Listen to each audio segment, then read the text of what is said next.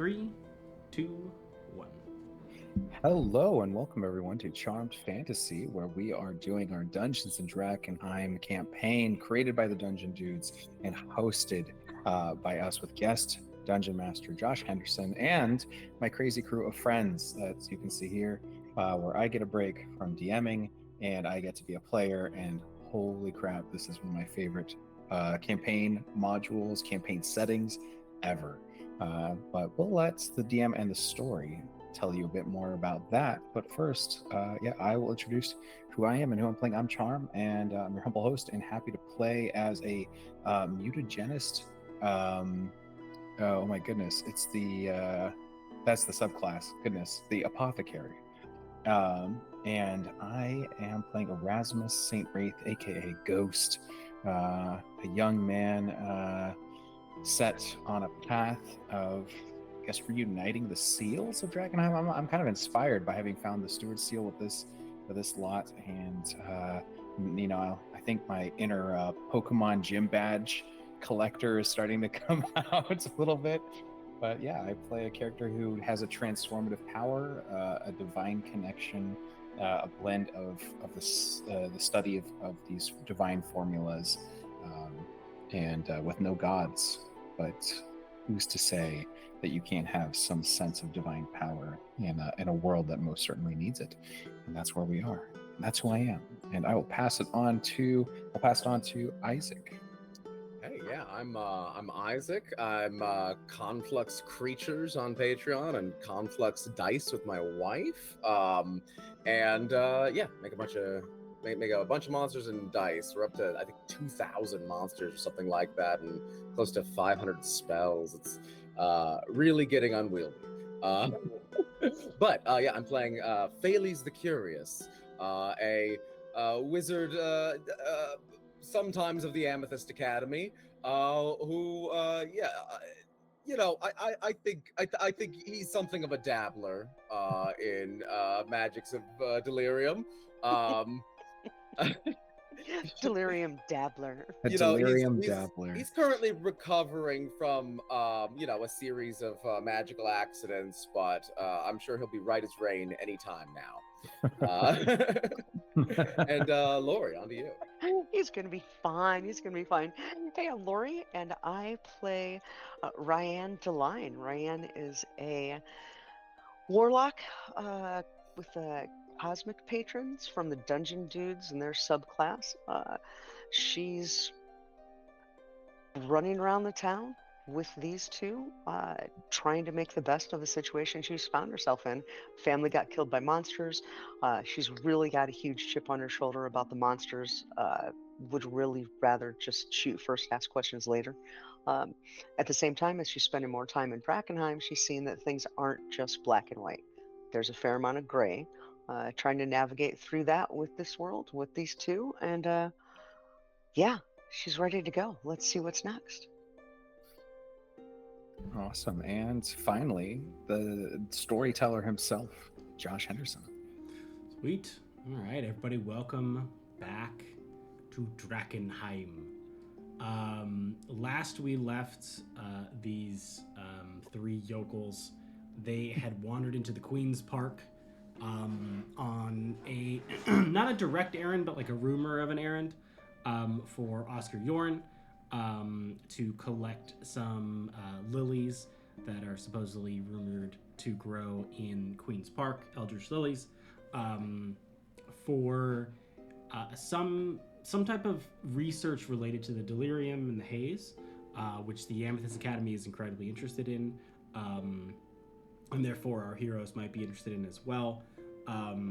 But previously had cleared out the clock tower, got a nice long rest above the haze. A very rare moment in Drakkenheim, as once you are below the haze line, you cannot benefit from a long rest. So got a good night's sleep. Set out from the clock tower, kind of quickly made their way, I wouldn't say not without problems, but quickly, I think is a good way to put it, to Queen's Park.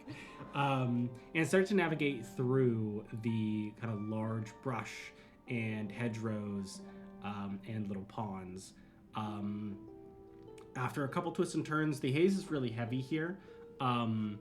So they had rolled essentially to go through a mechanic called the Deep Haze, which inflicts a lot of damage and could contaminate you as you kind of move through it. Managed to get through the kind of first duration of that will come up often as you kind of spend more time here. But are now deeper into the Queen's Park and have rounded a corner and put themselves in kind of like a tiered garden. As you walk in, you see like two larger rectangular pools of standing water, fountains, long, decrepit, not running, sitting on both sides of the walkway. You have this actually surprisingly clean walkway in front of you that walks up this small staircase forward and then hits like almost like a cross intersection or a T intersection further on down the way. And then you go up these little stairs and then continue your way up, thus the tiered garden component. But as you walk into this lower section of the garden, you are flanked by these hedgerows, and you could see the pond past the hedgerows. And from what I remember on last session, I'm pretty sure it was Scalise had walked over to the edge of one and saw what looked like a lily in the water, and tried to mage hand it. I don't know if it was Scalise or if it was Rayanne, but one of you. I directed Ryan to. I don't know that spell. Okay. Perfect. Even better. Gotcha. Yeah. So yeah, it was Ryan. That's something the wizard doesn't. Or rather, it is simply beneath him. For useful spells. It is a spell for apprentices. It's an embarrassing spell for a full guild mage to be casting. It's definitely not that Scalise actually cannot cast that spell. It's definitely beneath him. Well, and that makes perfect sense for Ryan, because it's like, oh, yeah, I'm just learning, so totally tracks. I got this. So he's definitely like correcting your form in ways that don't make sense. And I'm like, okay. He just mistakes mage hand for Bigby's hand. Right. He's like, "Can't you make it bigger?" Ryan is like naturally a savant at casting spells, and it's just like, oh wait, no, you're supposed to use left hand. Left hand. Oh, okay. It's like a better mage hand. That's just funny. So as you walk up to the edge of one of these standing pools, did you go to the left or the right pool?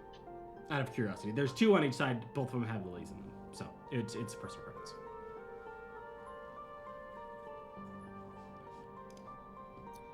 I think we went to the right. Okay, great. Yeah, there's literally no difference between the two, so I was just curious. Got it. I'm like, my notes say right. Yeah. We went to the right. So you go to the right one. Mage Hand has kind of a shorter. Good. We went to the right one. Yeah. Whew, nailed it. Nailed it. Definitely don't want to go to the wrong one. That would be horrible. Yeah. So you walk up to the edge of the water and you cast Mage Hand, and as you do so, you hear some shuffling in the brush to your side, and I'm gonna go ahead and I'm gonna do all the things. Let's get things done. We're gonna swap to that. He's rolled. Doing things, you guys. He's doing things. We already rolled initiatives. I found that out by opening my doc. Glorious. So we're already here. And you hear this rustling coming from the hedgerows. And the hedgerows start to move, and they start to kind of lurch out towards you on the water, or near the water.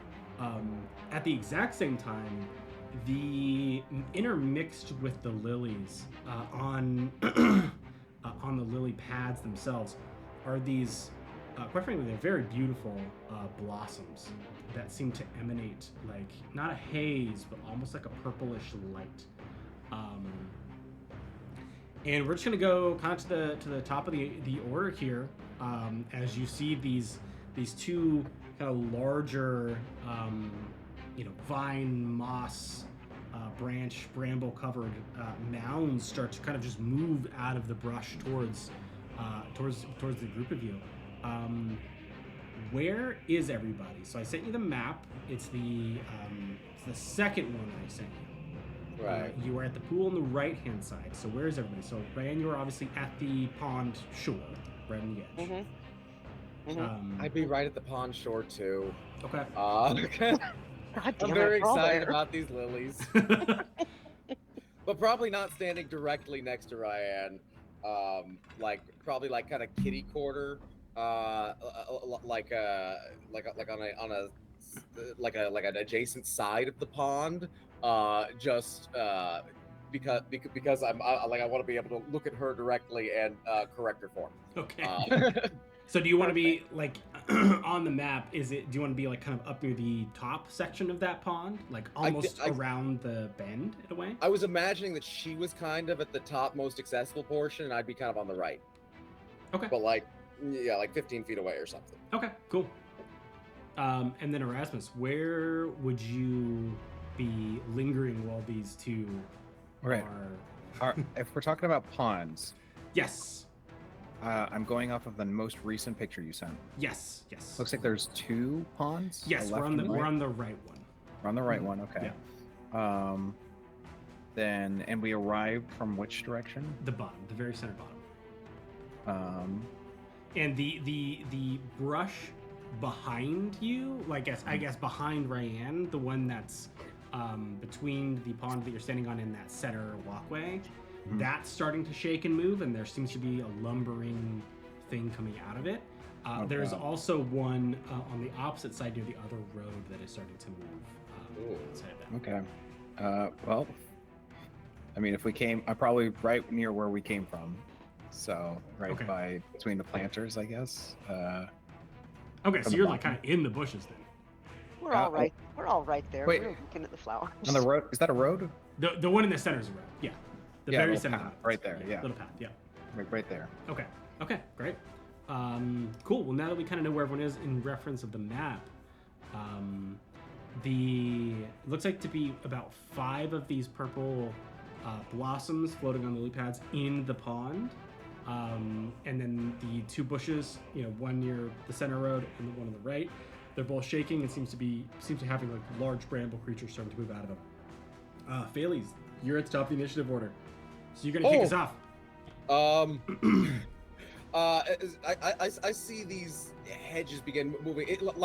Are these like big things that look like hedges and have begun moving, or are these things moving out of the hedges? A little bit of both. So it's not the hedge itself is moving. It's something that is so hedge-like that it looks like the hedge is getting up and moving. And probably had been still for a while, enough that the hedge kind of grew into it a little bit. Pretty much, yeah. Okay. Do I have any familiarity with plant creatures such as this, or is that sort of an uncommon form of magic around the Amethyst Academy? I'd say you would have read about them, but if you want to roll, I'm gonna say, would that be nature? Nature with disadvantage. Hell yeah. Because I kind of feel like you would have read about it, but you probably wouldn't have cared that much. You know what I mean? It would have been like interesting. I think Phales is very interested in like the taxonomy of these things. That's fair. Like he wants to know how they're related to other plant creatures. I don't think any of his studies on this subject would have been as to like how to fight one. That's fair. Okay, yeah. So go ahead and roll it with disadvantage. Ooh, okay, that is a 2 + 4 for a 6. A 6. Okay.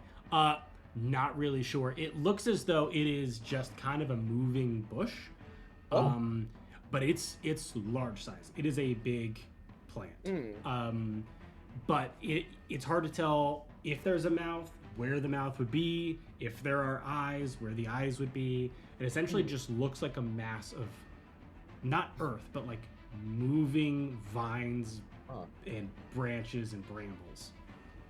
Yeah, so I hear the rustling there, and I hear guardian plants, guys. And I'm going to I am going to move. How far? Can I move back towards the stairs and try to get partially up them without provoking attack opportunity? Yeah, you're not near where you would provoke. Okay, very cool. Yeah. Yeah, I'm gonna throw down a frostbite at one of these things. Just like, well, plants ain't winter. Let's defoliate one of these. Okay. So that's a Constitution save, DC 15. Okay. And which one are you attacking? The one on the right or the one on the left? The one, like I don't like there's one by the left pool and one by the right pool, right? So you see the pool on the map? Yeah. There's like kind of a bush on the center left of the pool. Okay. Yeah. And then right there's there? a bush across on the right past the path. Okay, so there's one on either side of the pool. One on either side of the pool. We're Yeah. at. Okay. Yeah. Yeah. Yeah, definitely going after the one on the right side. Okay. Cool. Great. And what Right was side you of the said? map, not my right. Yeah. Not my character's right. Yeah. I figured. Okay, you said con save? Yeah, DC 15. Okay. Okay, failed. Woo, we love to see it.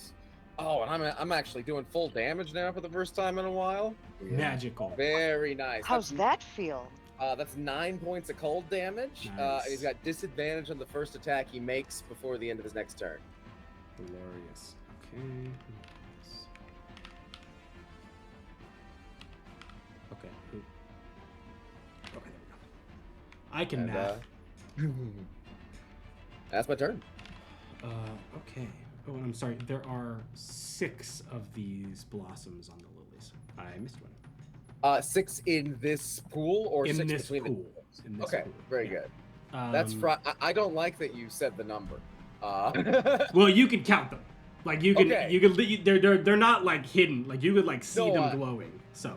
I just mean I'm frightened of what that means Oh, for okay. our ability to harvest them safely.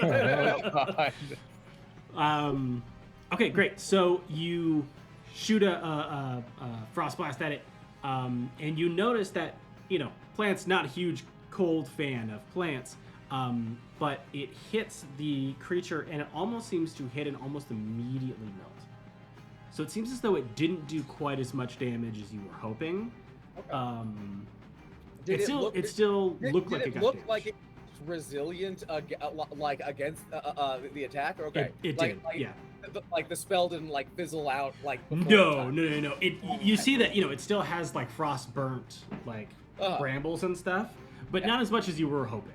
Like when you hit it, you aimed for like the general face area, and it hit it full on, but he only got a couple like branches and brambles to like frostbite over and fall off. Right.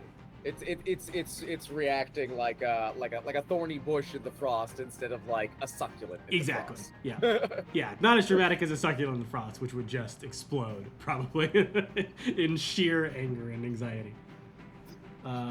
Okay. Great. Where are you? Where'd you go?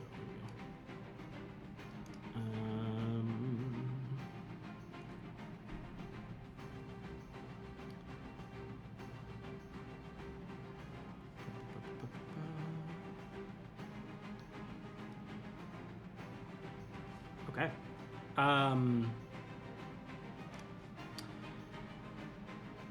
Well, there's 5 of these. And the only person within any level of range of any of them is Ryan, and is only within range of, I'm going to say 4 of them, but 2 of them for the important bit. Okay. Ryan, can you give me 2 Constitution saves and 2 Wisdom saves? Sure. Happy. Who wants to play today? You do. And you do. You're made for this. Okay, so 2 con saves, and I'm sorry, what were the others? Wisdom. Okay, let's do con first. Nat 20 for a total of 22, and a 15 for 17. Nice. Yep. So both those are good. Okay, and wisdom. Okay. Okay, 13, 17 and 16. 16. Nice. Okay, cool. Wow. Yeah, so you one of the things you notice is the 2 blossoms closest to you start to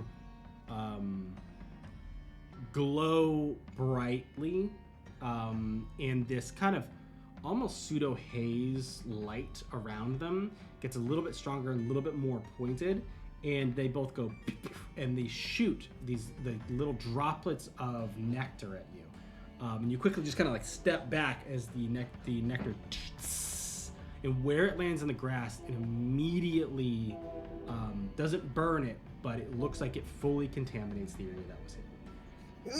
Oh, okay. And then as you step back, the other two that were there go, and the light around them turns into an actual mist, and you quickly wipe it away from your face with no adverse effects that you can tell.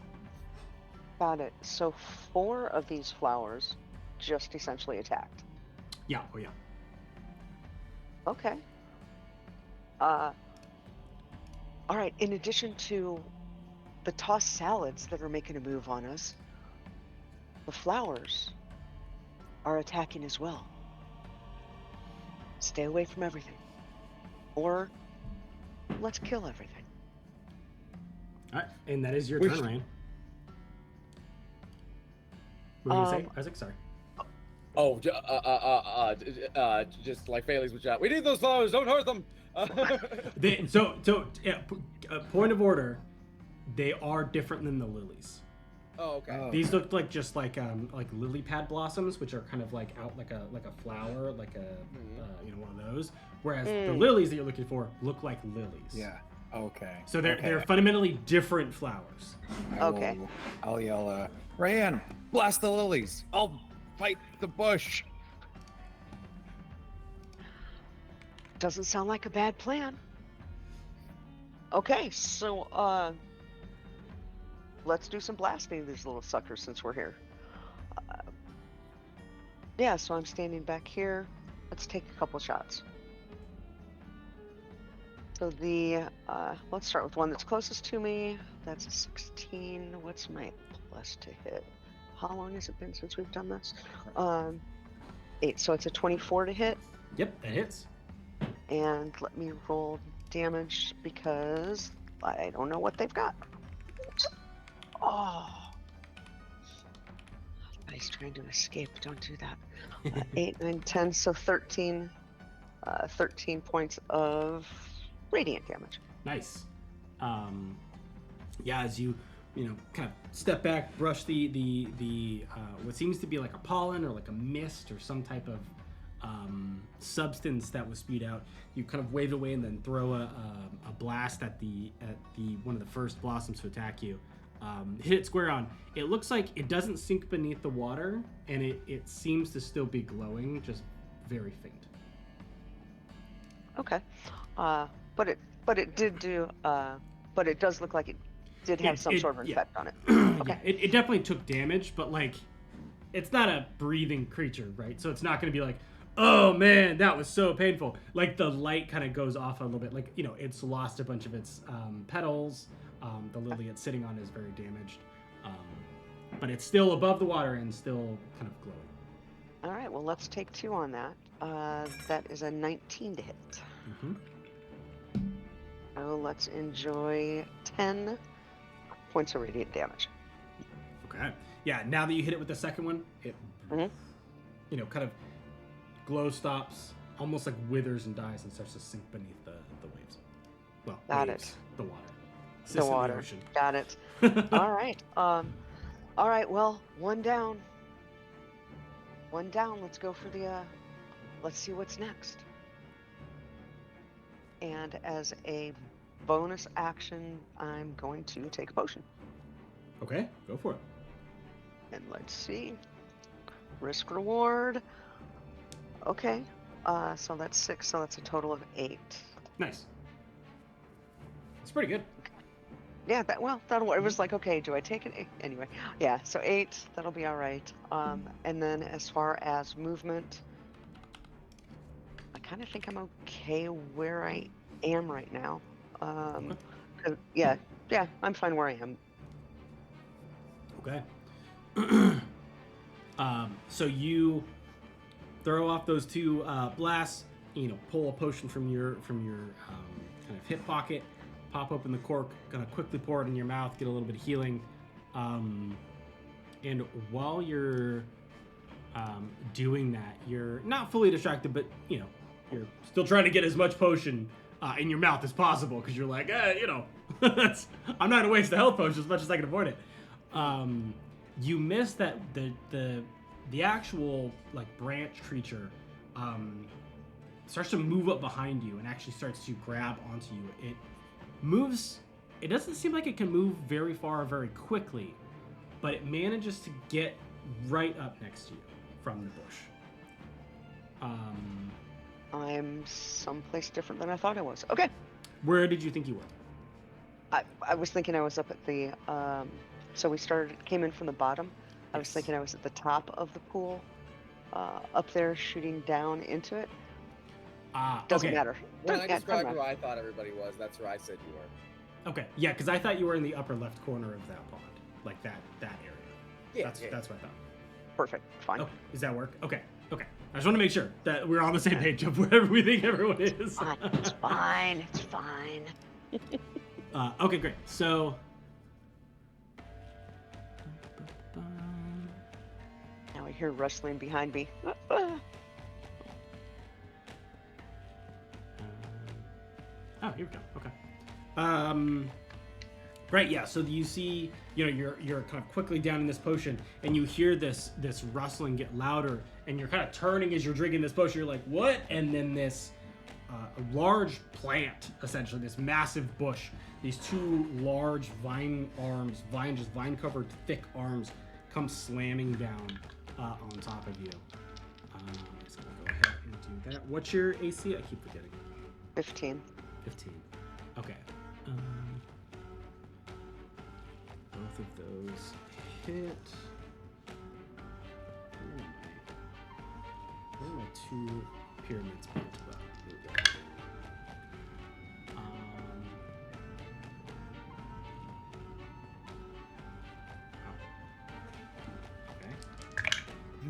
Okay. I'm like, That's it. That's more damage than I thought it was going to be. I don't like that. 33 bludgeoning damage. That's spicy. And so we should not be here. It slams on top of you, and at the exact same time, you feel the vines immediately start to wrap around you and pull you in to the creature. The kind of last thing you see as you're being yanked into this creature is you feel being hit heavily with two large, massive tree trunks of arms. The last taste in your mouth is blood mixed with a health potion, which is probably kind of bitter, and then immediately pulled into this vine thing, and you just see the vines just wrap around you. So you're still, unless you're unconscious, you're still, you get your full action and everything, but you're blind and restrained, and you can't breathe now. All right, and I just want to double check, that was 33. 33 bludgeoning. Damn good thing I took that potion. Yeah. I'm like, you know we're level 6, right? Okay. Yeah. All Welcome right. to Drakkenheim. Yeah. I did warn y'all that the inner city was not to be messed with. Fair enough. Just stepped Okay. off on Crenshaw at Drakkenheim. In fairness, Curse Estrado is one of these at level 2 players, so. Fair enough. These are spicy. Fair enough. All right. And that only TPKs like what, Okay. 80% of people who fight it. Yeah, but imagine We aren't being the just anyone. 20%. We aren't just anyone. Gird your loins. Got it. Yeah. So what the rest of you see is, Ryan doing normal Ryan stuff down in one of the one of the blossoms, easy peasy, just choo-choo, and then pops a healing potion, and you see as she's drinking it, very quickly, kind of mid-fight, being like, okay, where's the next blossom? Pops it, starts to drink it. This large bush just comes up, slams her, and then effectively just eats her. Whoa! Great. So Erasmus, that is your turn. So from where you are right now, you are on the map. I'm imagining kind of behind the bush. on the center path. Ryan is on the corner, the upper left corner of the right pond. Okay. How far away?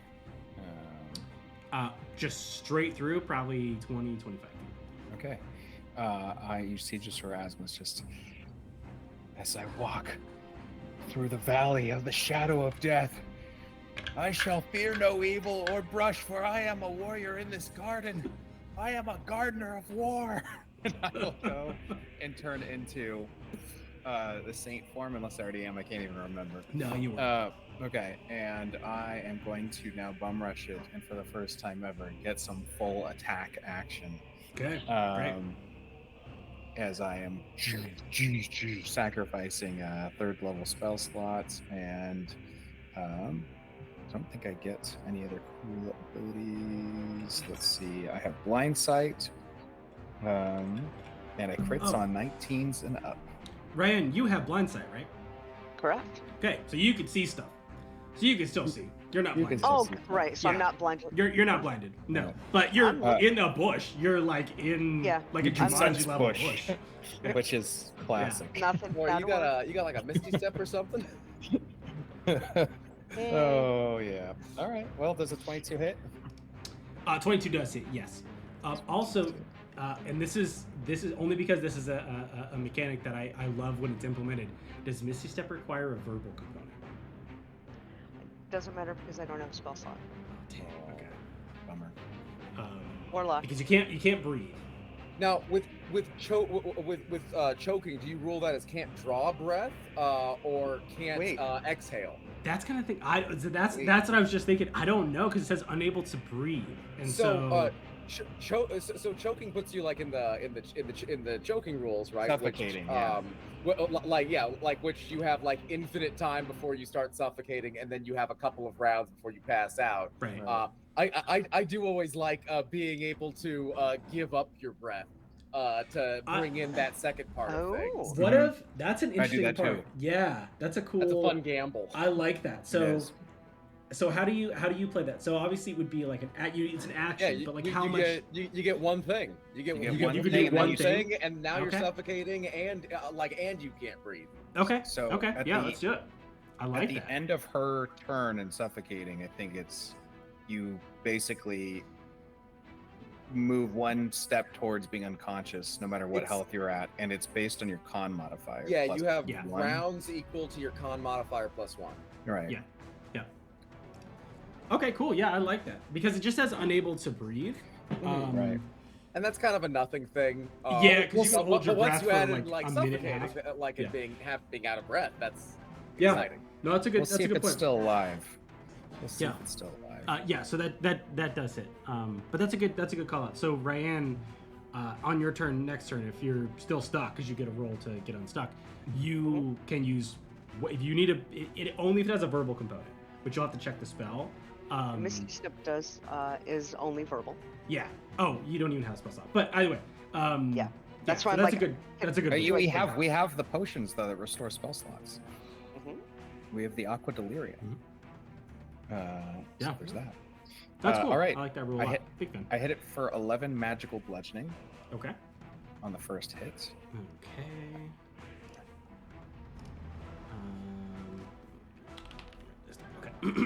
Okay. So you just run up and you just, falcon punch this thing. All right. Ryan, you don't take any damage, which is counter to the situation that you were in last time. I was thinking about that. But you feel the blow, but it feels like you're inside of a tree trunk. So you hear like a kind of slam against it. You feel kind of the body rock a little bit, but you don't hurt. Nothing hit you. I will hit it again because I rolled one higher than last hit, and it is going to be 18 damage. 18. Okay. Yeah. So both these hits, you're just making branches and brambles and vines just chip away at this just thickly wrapped kind of vine bramble creature. Yeah. Hell yeah, that is my turn. Sweet. Yep. Awesome. Great. Well, you just moved into range of the other blossom. All right, blossoms. So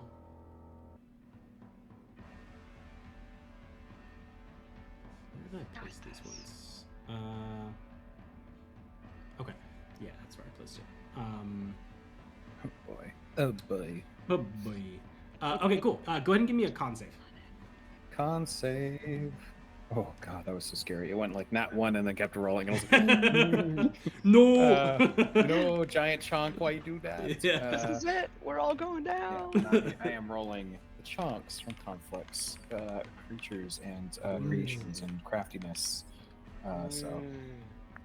Those chunks are sexy. Yeah, for reference, I know people are always like, "Oh, those look like normal dice," and then you see like, no, I just have massive hands. massive, indeed.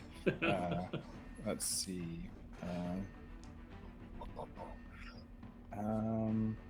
13 plus con modifier is 16. Cool, you're good. Okay. So this other blossom kind of glows a little bit brighter. You kind of see it in your peripheral in the pond. Glows a little brighter, and it goes doof, kind of shoots up another little kind of piece of nectar or sap. And you kind of quickly step to the side. It sizzles next to you as it lands on the ground. Okay. And then across the pond, you see the other kind of branch creature pull its way out of the brush, and it's going to use its full movement and full action to dash across, and gets to just about all the way on your side of the pond. So it's about 15 feet away from you now. Why was I suddenly? I'm like, it can dash. It's more of a aggressive shimmy. Right, mechanically, I know it can't. But I'm like, dash.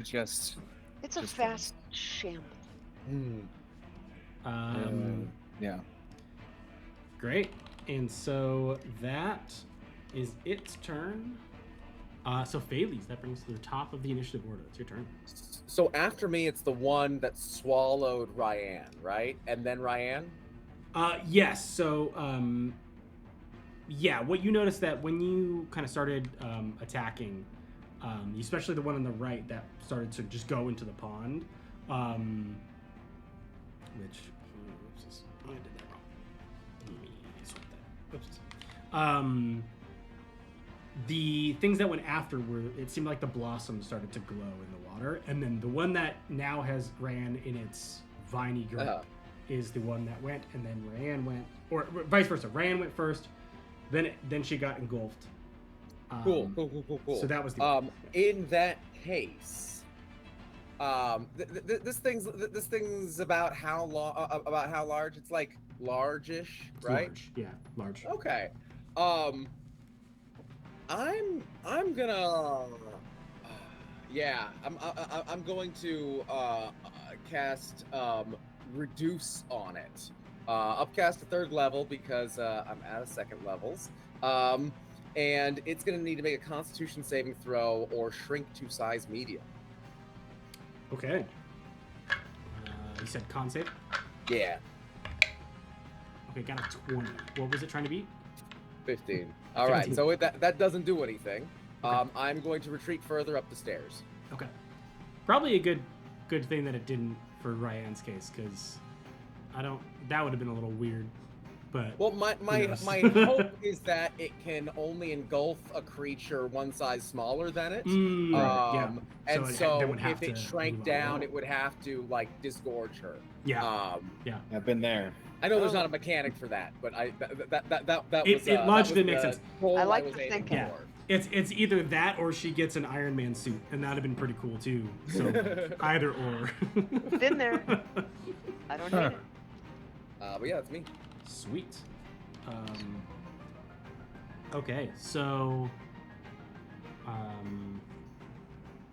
Erasmus, I need another con save from you. 17. 17. Okay, great. So another one of the blossoms shoot some nectar, and you kind of sidestep it. Actually, this one lands kind of on your sleeve, and you kind of just quickly wipe it off. But it goes, kind of starts to burn a little bit, and you just quickly swipe it. The other three don't seem to do anything. Okay, so Ryan, your turn. So at the top of your turn, you can go ahead and attempt to escape it. Yeah, that's a choice that you can make. That would be an action, or you can take, your other actions if you would like. Start blasting into it. But I can't. But I'm restrained, right? You're restrained, but you could still. Did you fire Eldritch Blasts? So you have disadvantage, but hopefully it's not too hard to hit. Right. So verbal, and I can do with somatic too. Yeah. Yeah. There's nothing in the game that actually messes with your somatic components unless like it's a really weird niche thing. Yeah, it would be like a really targeted thing of like trying to get that taken care of. Got it. And it's a strength to get out. Athletics, acrobatics. What do I need to get out? It will take your whole turn, and then you'll just get sucked up again. Yeah. In order to get out, it takes your full kind of thing to get out of it. Okay. So if you want to choose that, you could find out how to get I'll out. be yelling, fight it, kill it. So if you... Yeah. If you have like repelling blast or like a magical way to push somebody, cool. that's often like forced movement will break a grapple like this. But I mean, you're engulfed in it, which is probably a little bit harder to get out of. Okay. Interesting. So if I just use my action to get out, then I could use my... Then you'd step away, it would make an attack opportunity and eat you again. Okay. If you had a Misty Step, you could teleport to the edge of your blind sight and then go from there, but... Sure. But you can also see Erasmus, like, smacking this tree right outside, so... You can feel its branches break from thy desperate blows. I mean, she can see it. Like, she can see, she's like, oh, I'm not blinded. I can see him trying to beat the crap out of this tree. All right, we're going to hit it with disadvantage. Yes, disadvantage. And does Eldritch Blast need verbal? Yes. Okay. So, I'll say, because with Eldritch Blast, you get 2 per action, right? Okay. You can definitely do that. But it's the same rules that we were talking about before, where you get your action, you're now suffocating, which changes the game a little bit because it gives you, what's your con modifier? It's probably pretty high, right? It's like 4? 2. So you get 3 rounds until you go unconscious. It's worth it. 3 rounds of Eldritch Blast, baby. Yeah. You don't have enough hit points to stay up that long anyways. Yeah. Okay. Oh no, I'm in single digits, kids. Yeah. So and actually at this point I'm hoping to miss with one, weirdly. Okay. Here we go. So before you do that, because I'm gonna let you do this still. Go ahead and roll it. Go ahead and roll it. You can either there's a choice here. You can either attempt to escape, or you can attack. Got it. Which one would you like to do? Based on my understanding that if I attempt to escape, I will just get hit with an opportunity attack. Possibly, yeah. And there's a chance, and then there's a very good chance. Let's say that way. Yeah, there's a very good chance. I will stay in and attack. Okay. Yep. Let's do this. Okay. All right. It's Drakkenheim. Cool. Yeah, it's Drakkenheim. Okay. Okay. Oh, all right. We are both in double digits. Does a 19 hit? A 19 does hit. Okay, so that's 1. Let's do the second one. You're not letting me miss, are you? Does a 24 hit? No, oddly, a 24 misses. Weird, right? Weird. I'm 16 and 18. It's a reverse AC, Hey, look, because you're I inside. wouldn't be surprised. I would not be in the least bit surprised if that happened. Oh, I'm looking for my other one. It's not here. Okay. So that's 2 of those. That's 8, 9, 10, 11, 21 damage. Nice. That is. 8 that I was hoping to miss one of those. Sizable. And then I'll use my movement to stay. To move, to wiggle. To stay. I'm trying to make it uncomfortable, kind of like. Just spit me out. Right? Got like mage hand going in there, just trying to find something to squeeze. Great. So yeah, you look around, you see the blossoms kind of shooting at Erasmus. You see Erasmus just wailing on this creature, trying to get you out. And you decide, you know what? I'm gonna make this really uncomfortable for you to have eaten me. And you kind of put your hands behind your side and double shoot Eldritch Blast. And you hear this roar from the creature, this kind of like whining, low rumble, and then the vines get tighter around you. You expel all the air, so you can no longer bring in any air. So you're now suffocating, and the branches have just gotten tighter. Which do what I had in mind. 15 bludgeoning damage to you. Sorry, what? As it tightens, it does 15 additional bludgeoning damage to you. Okay. Unconscious. Okay. So Good thing you got the tax in. And you hear a little whimper. the two of you see this mound that has just engulfed Ryan, and you know you're beating the crap out of it, and then you hear her yell for Eldritch Blast. A kind of light appears on the inside of this creature, and some of the branches just start to fall off. Some of the vines start to just die and wither off of this creature, and then it starts to tighten around her, and you hear her whimper as she kind of goes unconscious. You don't see her go unconscious. Well, actually, you have blind sight, right, Erasmus, in your form? I do. Okay. So yeah, you see her kind of stop moving inside the creature. Not fully, like you can't see her fully, but you see like through the kind of brambles. You see her head kind of slump down in her chest. And yet, oddly enough, her fingers are like... Yeah, that's how she shot her Eldritch Blast thing. That's amazing. All right. What's next? And that brings us to your turn. Sorry. I hope so. Looking at my initiative. All right. Yes, your I'm gonna wail on this thing. I'm gonna break it Alright. open. All right. If you want, as an additional thing, you can attempt to like tear into it. It's not damaged. So you're not really like killing it, but I you wanna can. kill it. Okay. I want to kill I it. just wanted to offer that as an option for you. We don't have enough actions to do them on spend on Yeah. things that don't do damage in this fight Yeah. right now. Damage gets us what we need. As if I could do it fast enough and hard enough. 17 hit. Or 17 16 hits. That hits too. Yeah. Okay, thank God. It's like, not. Oh yes, 20 damage max. Nice. Yeah, you just knock off a clear section of this bark. Just And then second attack, please be a crit. I need a crit so bad. No. I know it's probably not gonna hit, so I'm gonna use my lucky go for it. and see if I can get that. See if I can get it. Let me write down lucky. Down to one last use of lucky. Come on. Not a crit, but I'll take the hit because that is a 22. Nice. Yes. And an 18 damage. Yes. That's great. Okay. Oops. Slicing Yeah. Saint Celestine blades of light. Yeah. Warhammer you're 40k just mode. Tearing through Golden this. chain swords.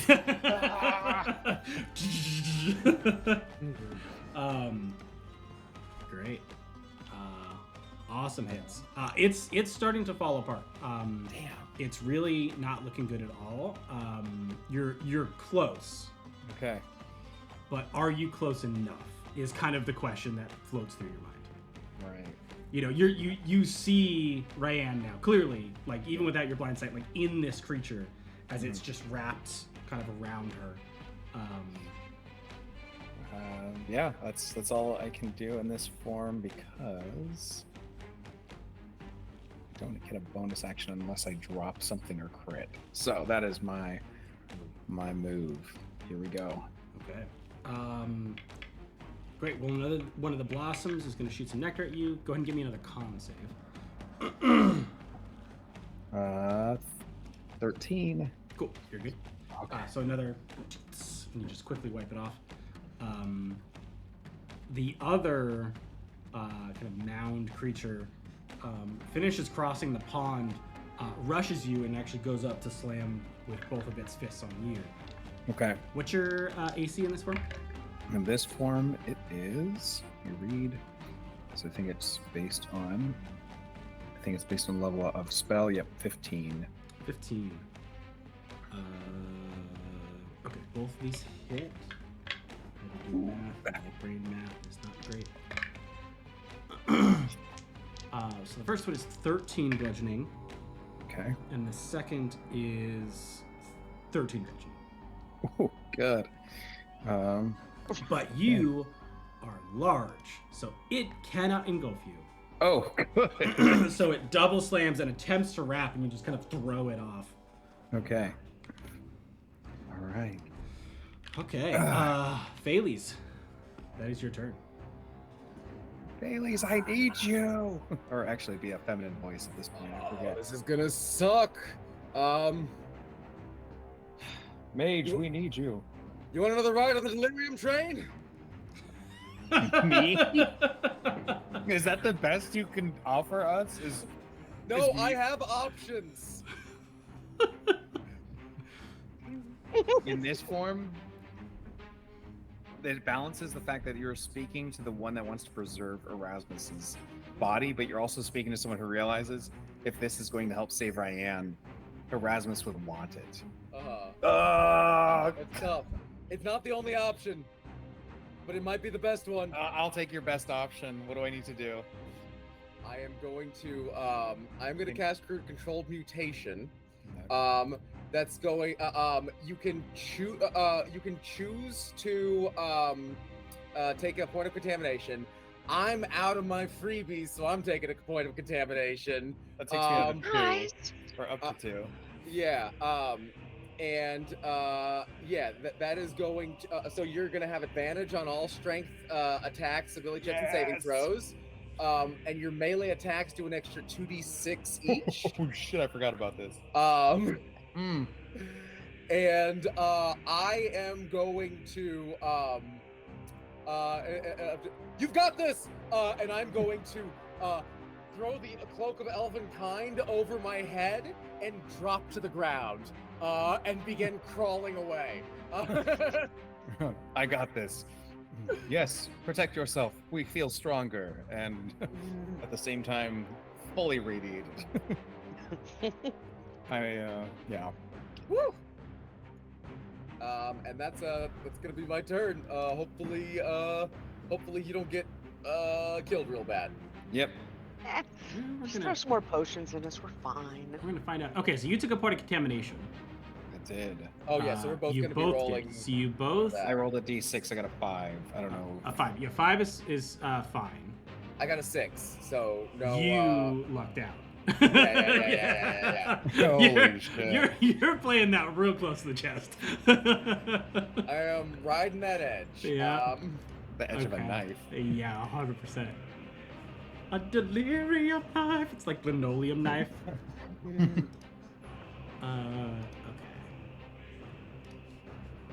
Felix, that is your turn. Okay, because I mean these blossoms are one-trick ponies, but they really don't like anyone being nearby. Go ahead and give me another con save, Erasmus. 10. I can re-roll it if it's a fail. Is it meat or beat as a saving throw? Meat. Want to get it at and not under it. Perfect. Okay. Yeah, you're good then. Oh God. Yeah. It got spicy. It got spicy close, bud. I don't like We're this. getting taken out by a bunch of shrubbery. A Come bunch on. A shrubbery. Shrubbery. We are the knights who say ah. Right? Okay. We need to get the fuck out of here. Okay, so Ryan, you really want to make this one. I need a death save from you.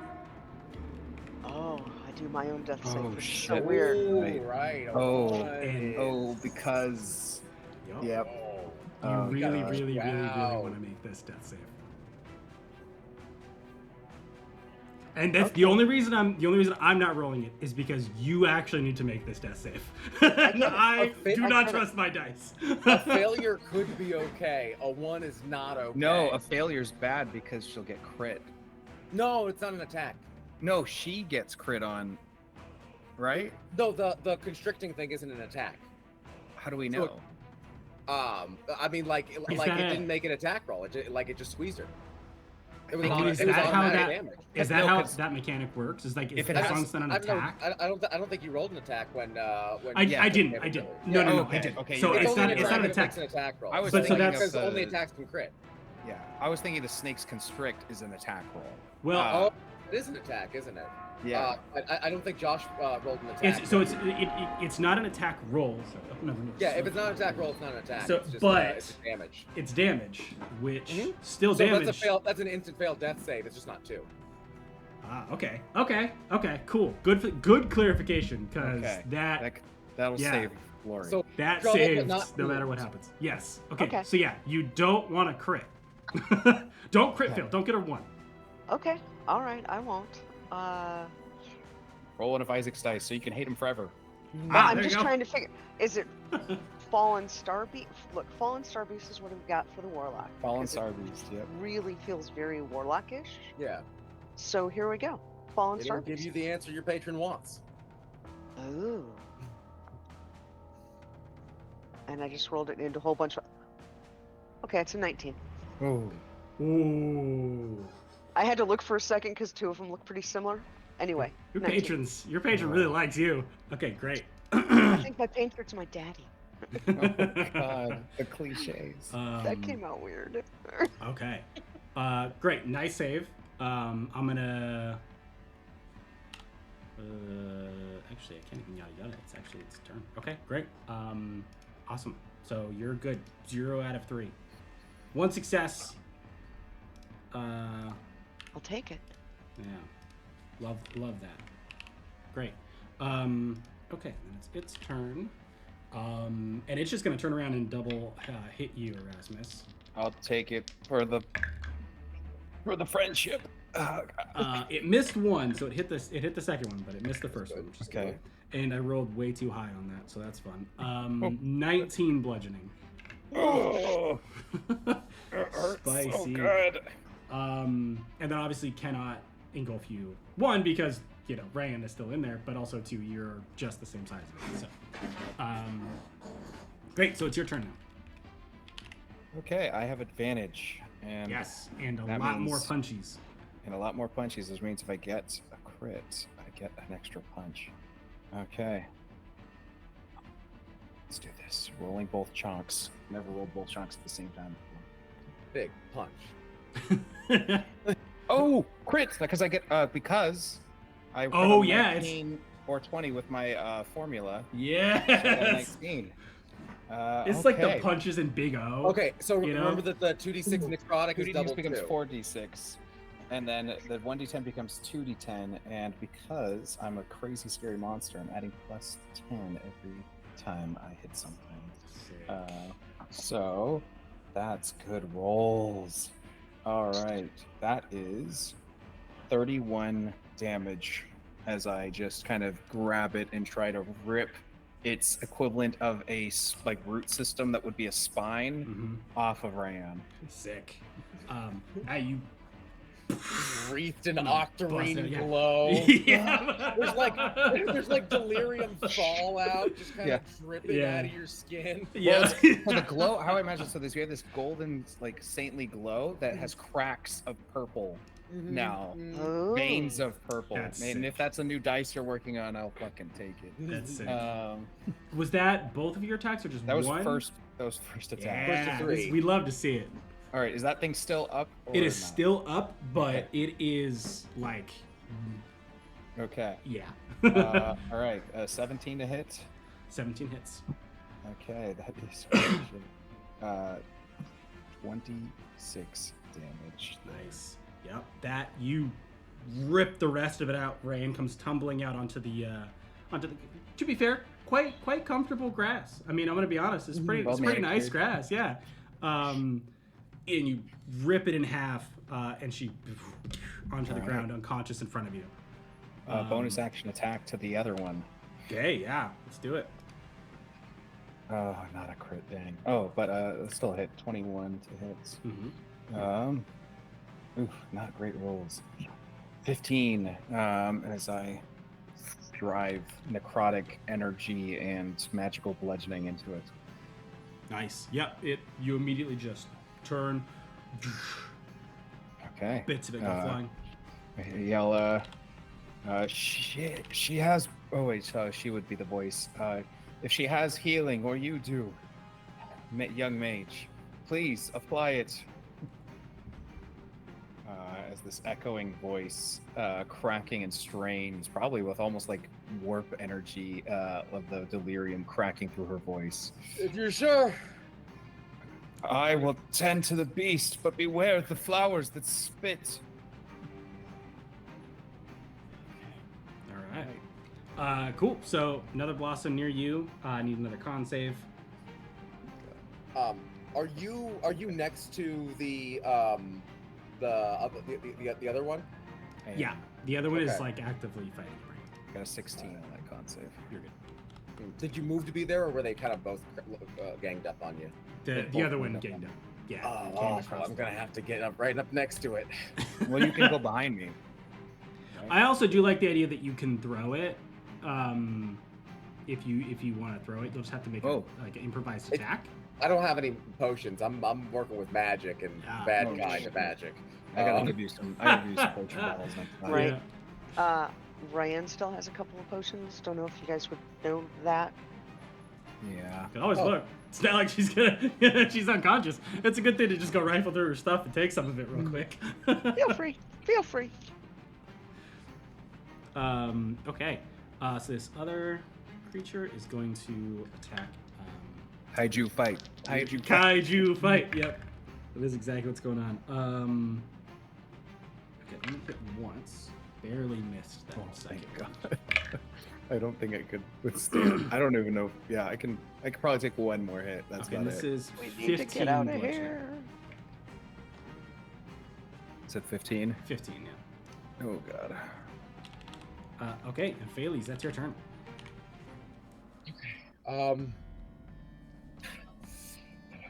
Bailey's like looks at the burn on his hand from where he cast the last spell. All right. Can I get to Ryan? You can, yes. You will have to kind of jump over the stairs. So you'll take a d6 of fall damage because it'll be like a 15 feet fall. Is that gonna kill you? I'm a wizard. I'm a wizard with a What okay. health are you at? I'm in double digits, but like Okay. I'm at a health level where if they attack me, I'll die immediately. Yeah. Which is to say, almost full. I So- have almost full health. But, Tell you what, I got your back. Tell you what, I also I will lose concentration. There's a good chance I'll lose concentration on this spell. You know what? It's worth tell it. you what. It's worth it. It's worth it. I've got one last trick in my fucking bag of tricks. Yeah. And so you risk it for the biscuit here. I've got one more trick. If you want, you can take a second and kind of survey what's going on and see if you can notice, like... I'm sorry, I just realized it has a range of 30 feet. I thought it was a touch spell. oh, there you go. Even better. Yeah, so, oh god, it's gonna hurt. Yeah, so with 30 feet, you don't have to go down the staircase fully. Right. I am going to, now with Ryan unveiled, I am going to cast Invigorate. Ryan, how are you feeling about corruption? You want a point? I don't think she gets a choice. She doesn't get a choice. No, it's not a character thing. It's a player thing. Do you want a point of corruption? I currently am at. It'll double the HP. You get HP either way. You don't need to take it. Bring it. All right. Welcome to Drakkenheim, kids. Oh wait, no. Wait. Wait. Yeah. Okay. So sorry. I'm casting corrupted cure, not invigorate. But yes. Woo. Okay. So. Yeah. Wow. Okay, that's a big heal, huh? And it's a bonus action? Whoa. That's nice. Okay. But the price is you both get Right. corrupted, right? Oh, what We am I are going both to gonna turn take a point of into? corruption. This is gonna my skin might fall off again. What level are you at right now for corruption? Just so I know. This is gonna bump me up to 6. So Is that lethal? what? For you, it's not. For me, it's not. I have a increased tolerance. You count it as half. That's right. Yeah. So that would be I have 3. I have potions. But that does mean unless I roll a 6 on the die, I am gonna be mutating.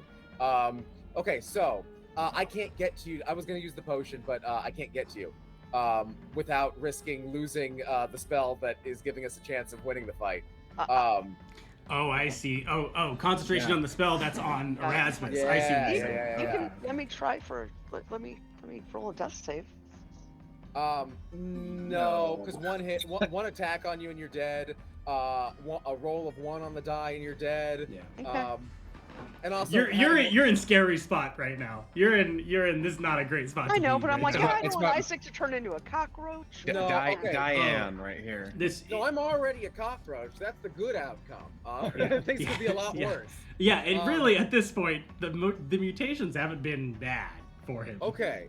So- I think given I don't think you could even use all this heal. I'm gonna do it at first level because I don't have any second levels. Okay, so this is gonna be not bad.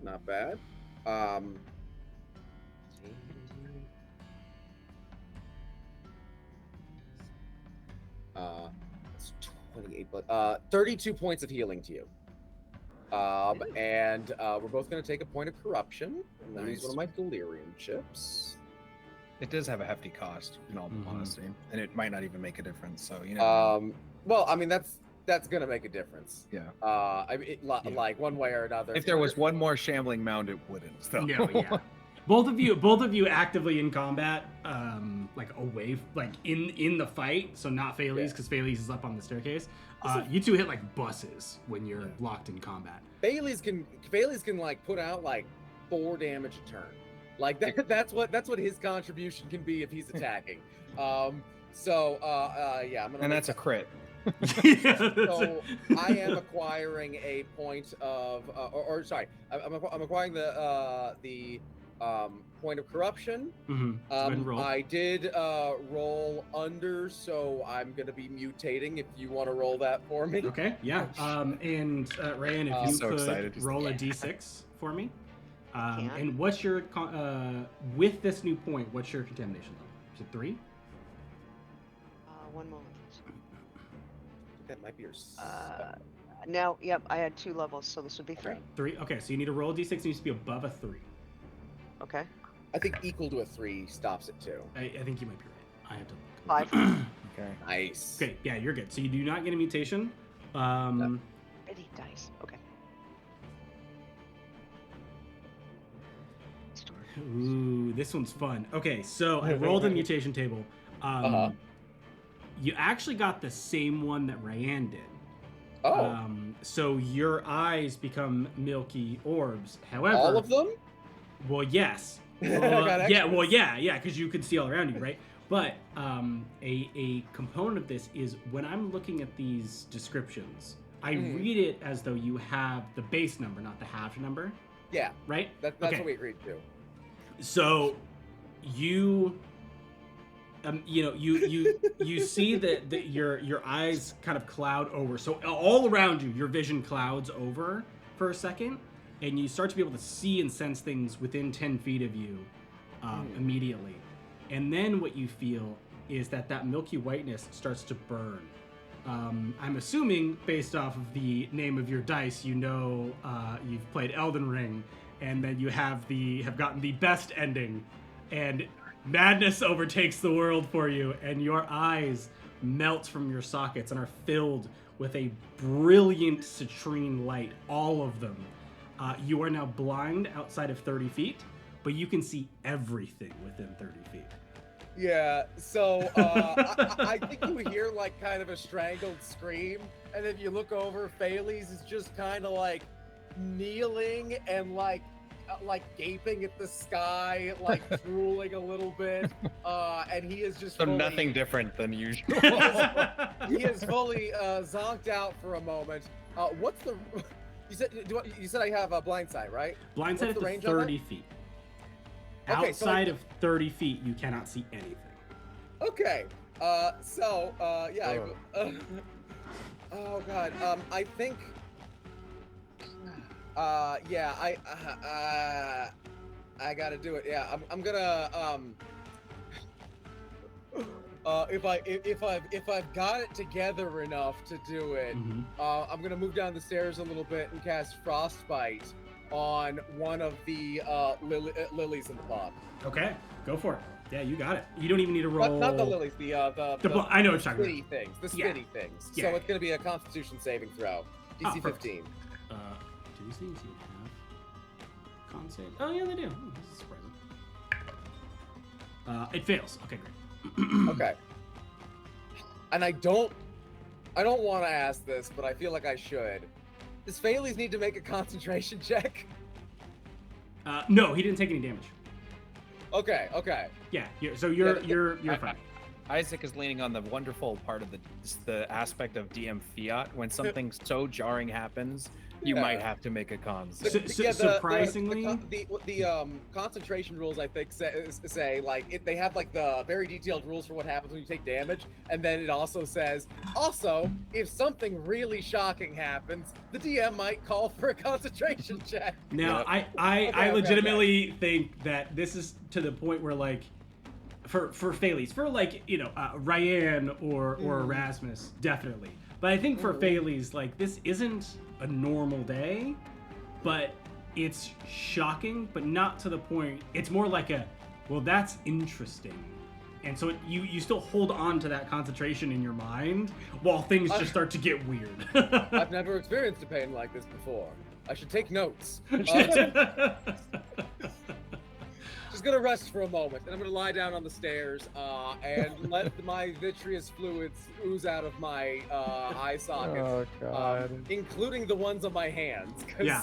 I imagine those eyes rotted out too, right? Yeah, all the eyes you had rotted out. Yeah, and God. they're like glowing like a bright citrine Oh, orange. so it's not like just fire. empty eye sockets. No. It's glowing empty Yeah, eye sockets. so like that's why I referenced like the like the Elden Ring stuff, like the madness where it creates your eye. It's the exact vibe. Is your eyes are like kind of fiery and I gotta see citrine what kind color. of spell I can take to shoot this madness out. Is there a purge something? There's. Yeah, I'm gonna rest. I'm gonna lie down and rest. I'm going prone. Okay. That's my turn. Okay. If only I'd been able to reach you and give you the health potion. Oh man. Okay. No risk, no reward. The fun thing I think about this one is if I lose this mutation, I just lose the blind sight, but I keep the no eyes. Probably. Which means I really can't afford to lose any contamination going forward because a blind wizard is not useful. Oh God. You still get well, no, you would lose it entirely. Yep, that's true. There aren't a whole lot of spells that you can effectively cast without being able to see. Yes, but there is the healer in town, and you would know this kind of having talked to them. Like there are spells that those healers can cast that will not only heal a contamination, but also regrow limbs and do stuff like that. I'm sure I'm familiar with those spells, and Yeah. I'm also sure that I'm familiar with the fact that they are above my pay grade. Yeah, they are quite expensive, yes. Now, are they more expensive than attempting to bring someone back from the dead while in the middle of the inner city of Drakkenheim? Probably not as expensive. You know? Interesting. Might be a premium on that. Yeah. Might be a lot of favors reference, owed to I people have you don't want. 31 gold. Lord, I have a feeling we'll get real willing rich to do it soon. for that. We'll get rich soon. Maybe you'll just ingratiate yourself to a faction you don't really want to be ingratiated to. I've got much more than that, and well, Okay. you know, I'm you okay. just saved my life. As long as I so- don't remove any corruption, I'm fine. Okay, perfect. Okay, well, you killed the closest blossom. There's one more that's pretty close by that's been kind of spitting at you. Cool. Okay. But the other two are just kind of floating in the water, or the other three are just kind of floating in the water. So, Ryan, that's your turn. So you kind of wake up, and Erasmus, you see Ryan wake up, but you see as she kind of breathes in, just like this crackle of like on her skin, this like crackle of purple lightning goes into her eye sockets and down her throat. I'm just gonna. Wow. We all have blind sight, Yeah. but you guys have it the bad way. That's crazy. We need to start blinding people. You know what? Yeah. Actually, I have fog cloud, I have fog cloud too. We should and just I think that if I can't concentrate while I'm beating people up, but if you put fog cloud down, we'll be the Ninja Turtles in that one scene where we knock out the lights with the nunchucks. Yeah. or just like literally like a Looney Tunes like flight cloud. Yeah, with the feet and the hands. Someone trying to get out. Yeah. Occasional A big eldritch saintly blast. hand. Yeah. Nice. Yeah, that seems like maybe a better default move than cause permanent and life-threatening corruption to everybody. You know Okay. what? Let's adapt. Let's overcome. It's good to have options. That's all I'm saying. Wow. Okay. So, Rand, that is your Rye- turn. So you are prone, Right. so you have to get up. Yes. Or you can Right, shoot from the lose ground. It's fine. consciousness. It's not a deal. The shambling salads that are there. Where the hell did you go? Okay. So the one that had me is Yes. dead. It's leaves. That one's done. Yeah. Perfect.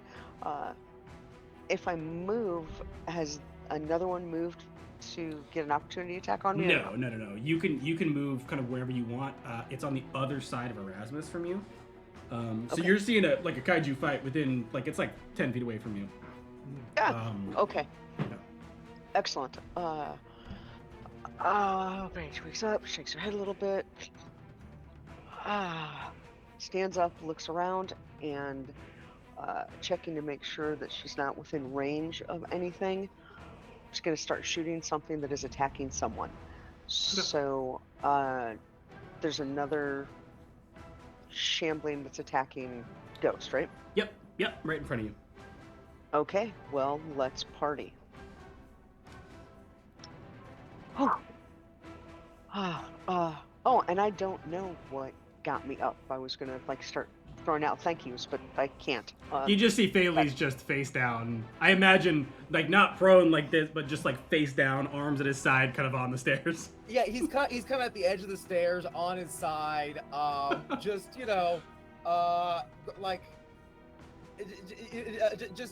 clear fluid oozing from the brightly glowing eye sockets.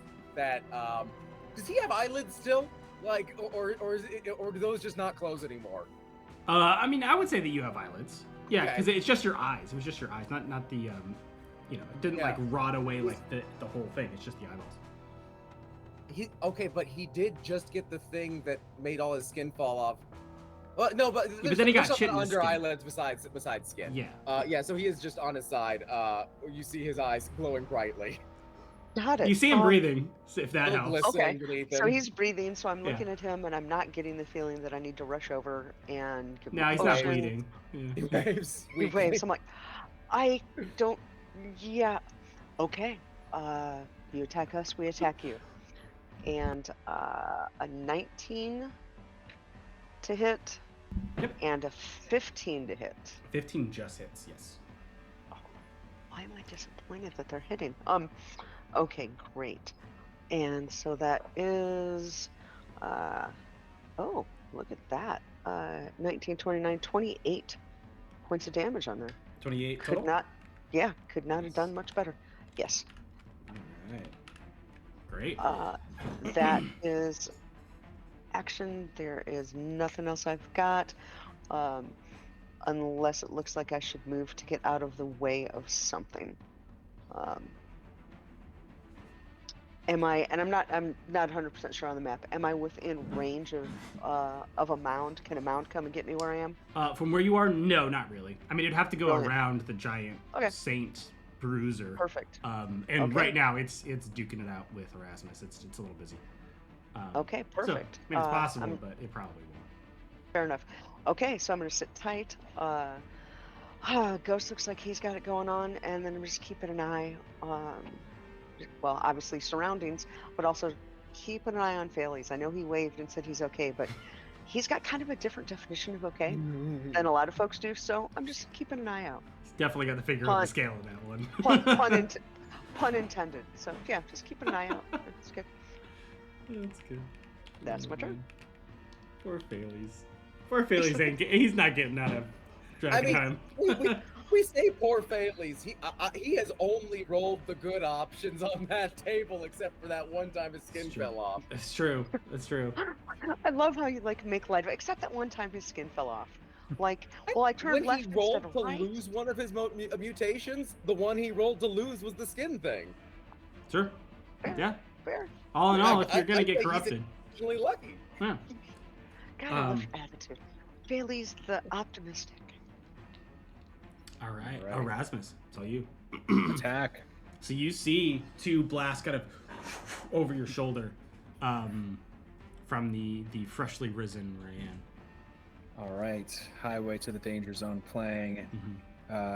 Let's see. 21 to hit. Yep. All right. 19 damage 19 on that first on one. the first one. All right. Oh, a crit on the second one. Yeah, we love to see it. Oh, yes. Love expanded crit range. Let's see.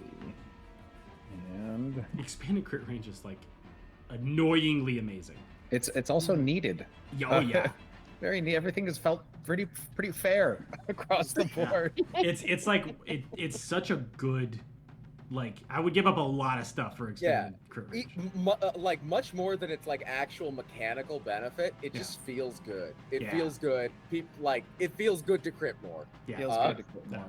32 damage on this one as I bring the people of Drakkenheim's elbow. The people's elbow. All right.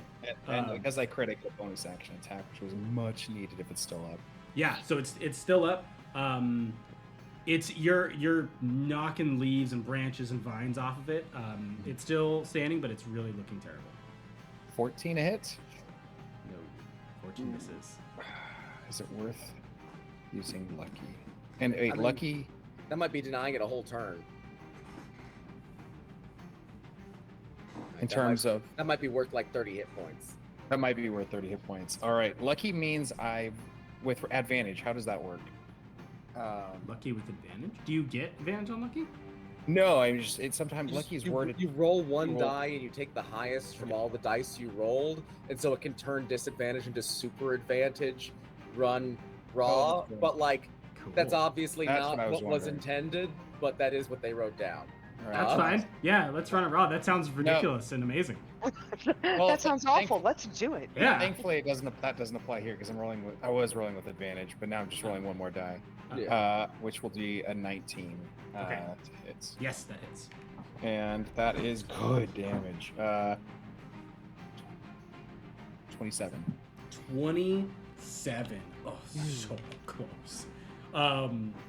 Yeah, so you again kind of rip out like what would be like the spine of the branches, but there's still another stalk there, but it's looking like an apple tree in winter. It's not great. There's like maybe a couple leaves left. All right, this is how I go. This is how I go. That's my full turn. Okay. Yeah. It's gonna go ahead and attack, and I'm gonna do one attack because you ripped out its like just pulling pieces out. Yeah. It still does hit though because your AC is 15. Yep. Okay. I'm easy to hit.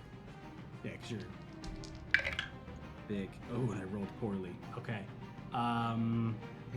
11 bludgeoning. I'm still up. Yeah. Single digits, but barely there. Yeah, so it just whips like its last branch at you, and catches you across the face.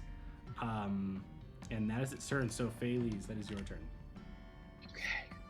I am laying on the stairs. Hey guys, at what point do we leave? When they're all dead. We are. Faley's. How far away this thing? From you, let's see. What's the map say? I climbed down to Where's the map? within 30 feet to cast. It's about 35. Let's see. 10. Okay, cool. 20, 30. Yeah, 35. Yeah. Exactly. Cool. Thales is going to crawl the rest of the way down the stairs, kind of like once he's low enough, he's not going to take damage. He's going to kind of roll off. Perfect. And just like there's a little bit of like affectation to it, but also like he just doesn't have the will to stand up in this moment. And that's perfectly acceptable. Yeah, he is going to fling a spray of acid from his fingertips at this creature. It needs to make, I believe, a dexterity saving throw. Constitution saving throw, or take some acid damage. Okay, and what's the DC on that? 15. 15. Okay, got a 14. Ooh, on the die or total. Beautiful. 11 points of acid damage. All right, and you see Bailey's army crawling his blind self forward, and just melting the last remnant of this mound. I think without, I don't think he's like using his normal like component pouch. I think that just came from the empty eye socket in his palm. Just pocket eye. Pocket eye. Great, yeah. So the acid splashes on it, and it withers away the last of the mound. And each of you are now kind of out of range of the blossoms as well, as they kind of still bob on the surface. But there are no more kind of rustling bushes around you. Thales just kind of flops over in his back and is like, I'm gonna take a short rest, guys. We can move carefully to where Thales is, and nothing's going to get us at this point. Yeah, like you can. As far as we're aware. Yeah, it's like that section. You just kind of make a wide berth around those flowers. As far as what's left of those mounds,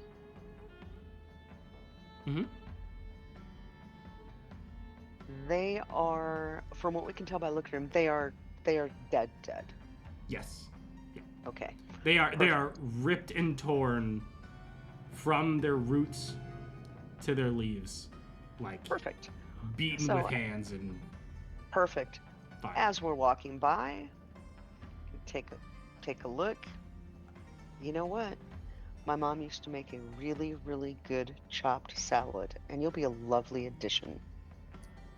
And I'm gonna take some leaves, maybe a vine, take some things that look like I'm gonna want to enjoy those later. But grab little bits as we're going by. Okay. Let's see. Hold on. I am reading through this section. It's described a little strangely, so I'm trying to understand what this. But you have a kind of a moment here to kind of look around or take a short rest or whatever you need to do. I think a short rest would be great. You guys think this? I think I'd like to look around after, I've gotten whatever's in my eyes out of them. So this is the first time that we've seen it. Okay, all right. With a mild burning sensation, but like a deep one, Can you see what? Okay. What? Josh. Mm-hmm.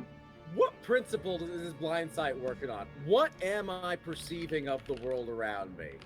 Like, am I sensing its ethereal forms, or like some exotic, like magical radiation coming off of things, or like, am I experiencing things roughly as I did before, but just in a 30-foot radius in all directions, or like, what is this like for me right now? Right, it's all like tremor sense. You see vibrations. I mean, it really depends. Like, what do you think it would feel like. And this is actually a good question because like each of you have this, right? So what would this, like, what would you describe this sense being in Drakkenheim? Like, what is this? What would this seem like?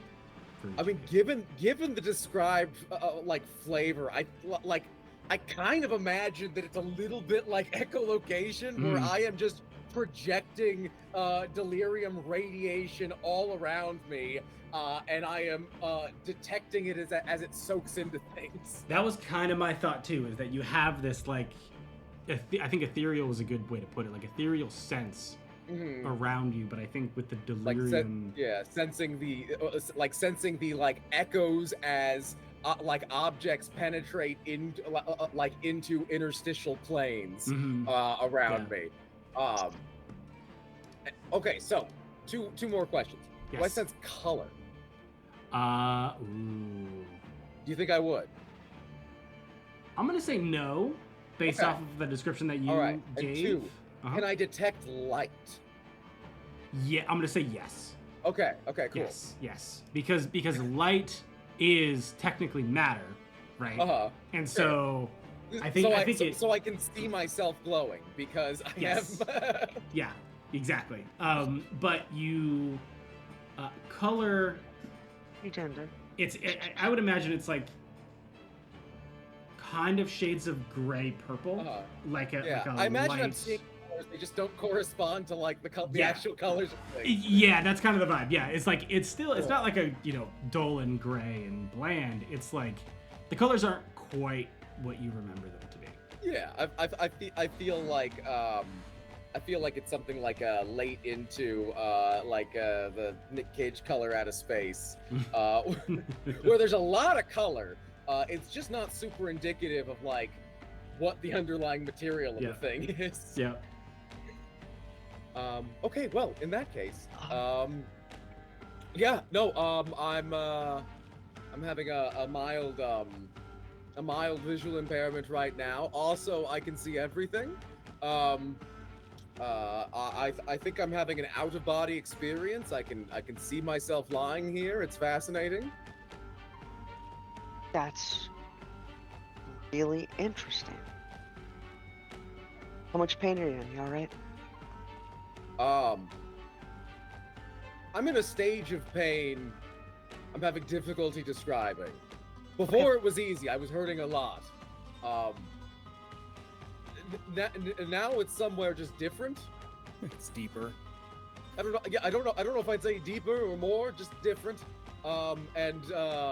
Like maybe not even pain, just sort of pain adjacent. Fair enough. We just rest for a minute, kind of get our bearings at that. We just got our butts kicked by bushes. We used to come when I was a kid. We used to come here. It was nothing like this. It was lovely. It was pastoral. It was where everybody came. It was a beautiful park. Maybe this is like a no adults allowed area? Wow. It's very different. It's remarkable the change that the city has gone through. I'm gonna begin bandaging up my my face a bit. Okay. All right. Ghost, how are you? I've rested. Feel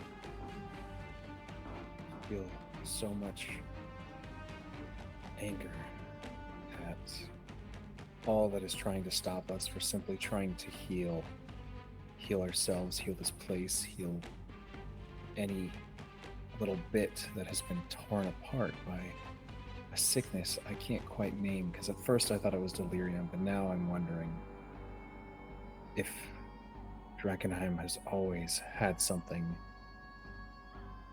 dangerous, deadly about it, and this just opened our eyes. Well, it certainly did, but the monsters are pretty new. The monsters are new. In fact, I wish that you'd been able to see Not it all of them. before. Sorry. Yeah, I wish you'd been able to see it before the meteor. Right. It was nothing like this. It was a lovely city. Certainly there are dangers, Yeah. but it was nothing like this. I hate that all my memories of this place are overridden by all that one can remember, since, some reason children are denied their best memories in that way of innocence and peace, closeness and family, and I digress. Let's get this lily and any lilies, any number of whatever we need, and I'm gonna go check on that one guy that I tossed into the bush. Oh God, was it the same bush that ate him? Oh God. Do we see any of the lilies from where we are? We tossed him into the bush before we entered this area. Okay, so I just wonder if that bush ate him then. Oh yeah, that would be a. We just come back and a bush is just munching. Nice. So messed up. Nom nom nom nom nom. Hey, frankly, better him than us. Let's I'm be gonna honest. continue not moving from the stairs until I'm rested. Yeah. Yep. Okay. Okay. And I use 4 hit dice to heal on the short rest. Okay. So each of you see the pond as you're resting. And you're going to be there for an hour or so as you rest up, right? And so you look into the pond and you see that there was still about 4 of those blossoms remaining. And amongst them, there seems to be, I'd say, a handful of lilies. But it's hard to tell from this distance if they're healthy or not. A lot of them don't look healthy. And not in the, of course, all eldritch lilies wouldn't look healthy. But, these look like they were corrupted or something. Maybe they got hit with the sap or the nectar. Maybe they were in the kind of misty kind of pollen pop. Maybe they were corrupted These look for like other they reasons. don't like being corrupted. What was up? These look like they don't like being corrupted. Yeah, I mean the corruption really, if it comes in Like, direct some stuff doesn't contact mind with it, living but, stuff, yeah. it changes in its own way. It looks like with a lot of stuff that's if it drips on plants or gets onto plants, tends to kind of wither them. If it grows in corruption, it's kind of a different story. But. Can I tell if there's anything special about this spot that allows the lilies to grow here? Or do I think that it would be possible to cultivate them? Go ahead and roll nature. Okay. That is going to be a 14. 14. You can't seem to tell why this spot. But I don't necessarily know how Green Thumb Phalles is, but I imagine there doesn't seem to be anything logically that would prevent you from cultivating. I'm imagining that if these are the only eldritch lilies in the city, the most likely answer is there's a law that says this is the only place that's allowed to have eldritch lilies. Yeah. But there's other things it could be, like this is on top of a weird spring or something. Right, and you also don't know how if people have tried to cultivate them elsewhere and how that went. Right. Or maybe this is maybe they are elsewhere, and this is just where people know about them. Right, exactly. So, okay. Is the haze here heavier than it is anyplace else in Drakkenheim? Not everywhere else in Drakkenheim, but it is still heavy. Speaking of which, thank you for the reminder. I do need. Right, we're spending an hour here. Yay, con save. I think I'm pretty sure it's con save. Let me pull it up. What was last time? I just forget the.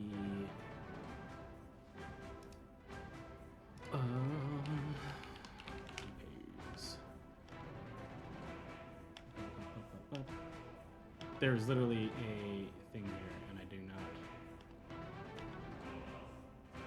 It's 12 for me. It should be fine. Hold on, I'm trying to.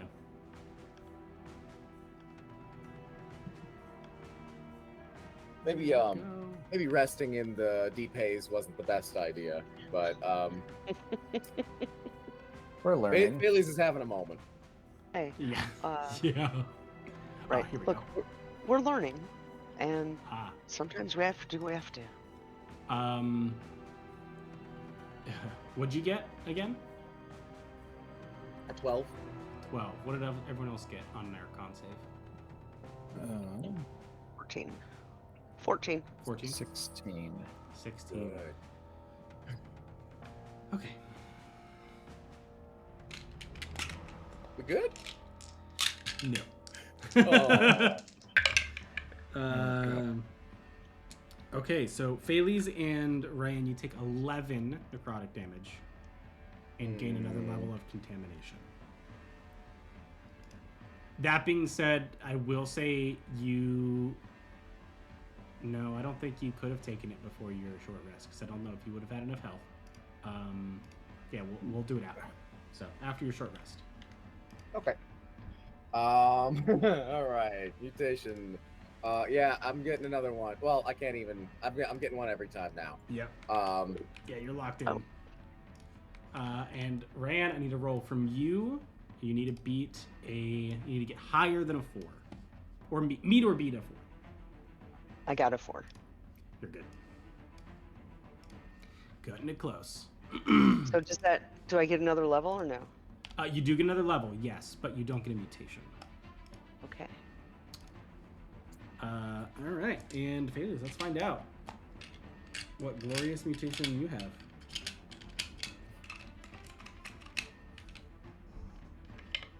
I apologize, guys. I forgot about the deep haze. Okay. Hey, we needed it. It's okay. Okay, you're well. This is basically kind of what happened before, but your lips, nose, and your ears they slowly rot and fall off. However, you can still speak and you can still hear. Okay, so I'm kind of just streamlining, right? Yeah, I've got the yeah. chitin, and Yeah. like You're just turning into a turtle-esque creature, chitinous creature. yeah. Yeah. I'm imagining something a little bit like, I don't know. I've got pit organs now. Okay. This is Um, cool. Just watching him, it's like this is what Drakkenheim does to us. Yeah. Yeah, so Bailey's just kind of like just rubbing his face and just getting Freaking ear falls off. It's like loose organs off. These aren't good for nothing. They're just getting in my way now. Okay, I feel much better. Great. Let's go through this door. Wait. So actually, first, the defaced statue. Yes. Of the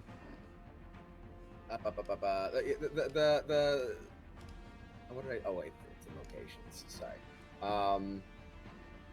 Yeah. So the face statue of Lenore von Kessel. Yes. That's a specific sort of thing to do. Do I know of like a person or group who has public beef with her? Each of you can roll history if you would like to try and kind of figure that out. Ooh, that's good. Yes. I rolled really well. I'm really happy. 23 for me. 23. Okay. Rasmus? What's up? Nat 20, Nice. which is going to be a 27 total. Sweet. And what'd you get, Rand? Thinking I didn't even need to play with it. Yeah, no, that's great. I'm at 11. Love it. Okay. Mhm. So, I think, Ryan, you know of Lenore von Kessel. Your opinion of Lenore von Kessel was the Horgon Queen. She was the Queen of Drakkenheim when Drakkenheim fell. Let me sanity check my life here because I read this last time and I want to just make sure that I'm spinning the right tale. Give me a second. That makes sense. I was 15 when the meteor hit. I wasn't paying attention to politics and shit. Right, but I definitely would have to get my information from Sorry. members of court that raised me then. Well, Yes. And the spirit that lives inside it, the spirit that yeah. cohabitates with you, That's true. would know a lot. Yeah, definitely. Living saint. Okay, here we go. Okay, so Lenore von Kessel was not the official queen of Drakkenheim in like she was, but her title was queen consort, and was the wife of Ulrich the Fourth. Like she was de facto the queen, but obviously there's a king. In this particular situation, the king was the ruler of Drakkenheim. She was his wife. So queen consort of Drakkenheim. She is rumored to be dead. Since the fall, no one has seen her, seen or heard of her. From all accounts, at least Ryan, you remember her being, I know her as the queen, right? Not even queen consort, just like the queen, and the queen is cool. She seems great. Seems fine. Nothing crazy. Pheles and Erasmus, having dug a little bit deeper, just out of curiosity or maybe a deep desire to know about the city in which you were born and then fell while you didn't have memories of it. You dug pretty deep into the histories of the royal family. They seem to be kind of a major talking point and major historical point of the history of Drakkenheim. Lenora of Kessel wasn't just an okay queen; she was beloved. She basically had no enemies. She was incredibly kind, treated everyone with, an incredible amount of respect. In his own way, Ulrich was as well. Like they weren't a hated, like pieces of the royal family. They were a perfectly acceptable king and queen consort in this space.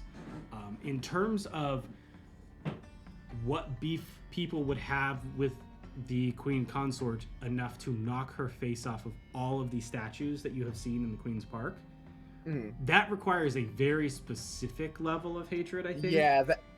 Nothing that you know of seems to come close. People had beef, but it's like, they're taking too much bread and taxes or whatever. Not the kind that would make you go into the heart of Drakkenheim and chisel some faces. Yeah. I think it's self-hatred.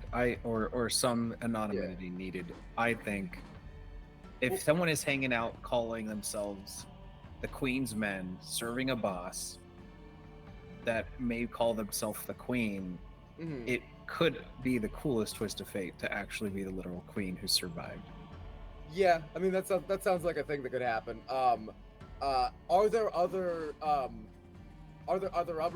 public depictions of the Queen's face that I've seen, or was she mostly a pretty private person?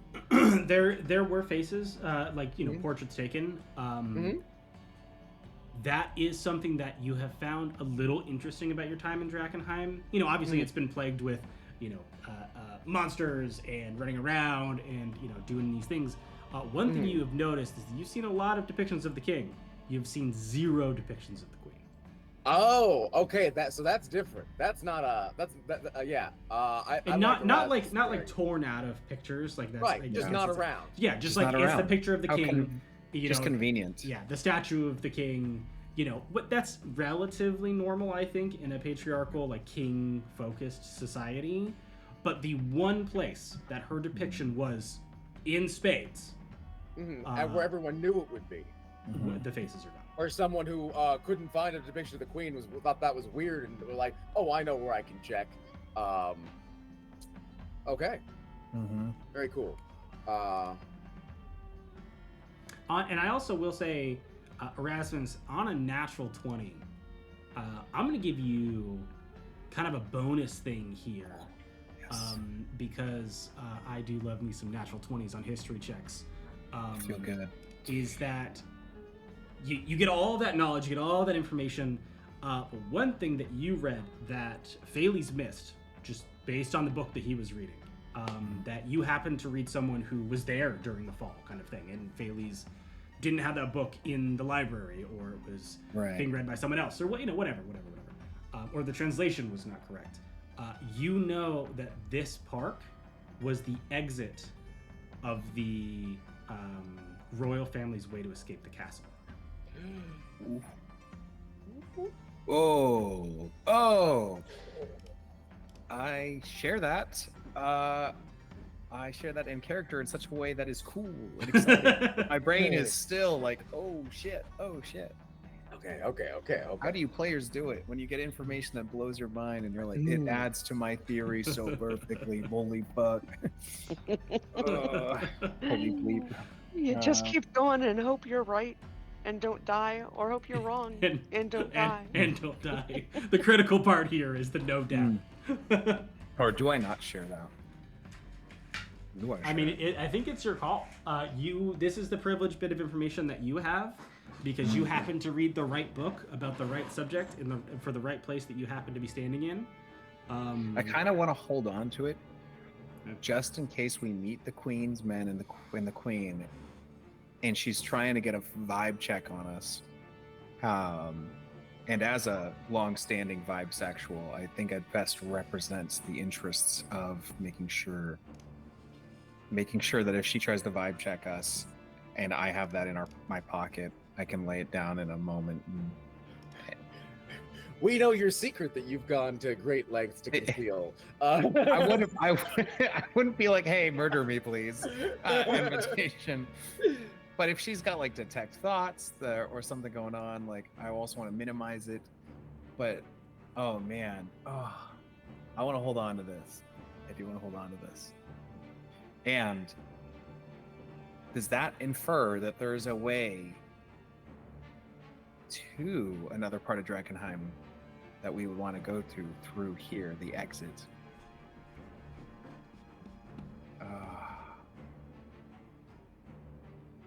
But if that's...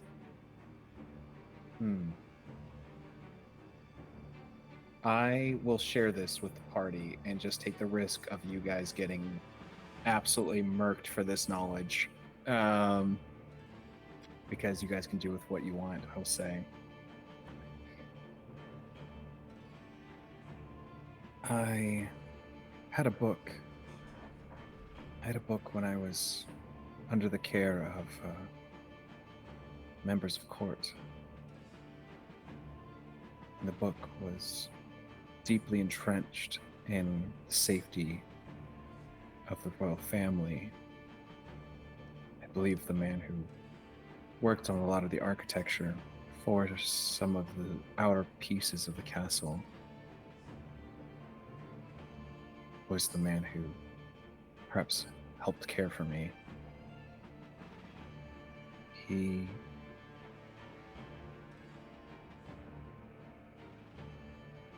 wrote down in this book that you could escape from within as the royal family and end up leaving through the gardens. And with that in mind, if the royal family did escape, it came through here. If they did escape, then there's a way we can go through into the castle proper. Well, that's very exciting. Right. Well, it makes... Do you think that leads out of the deep haze?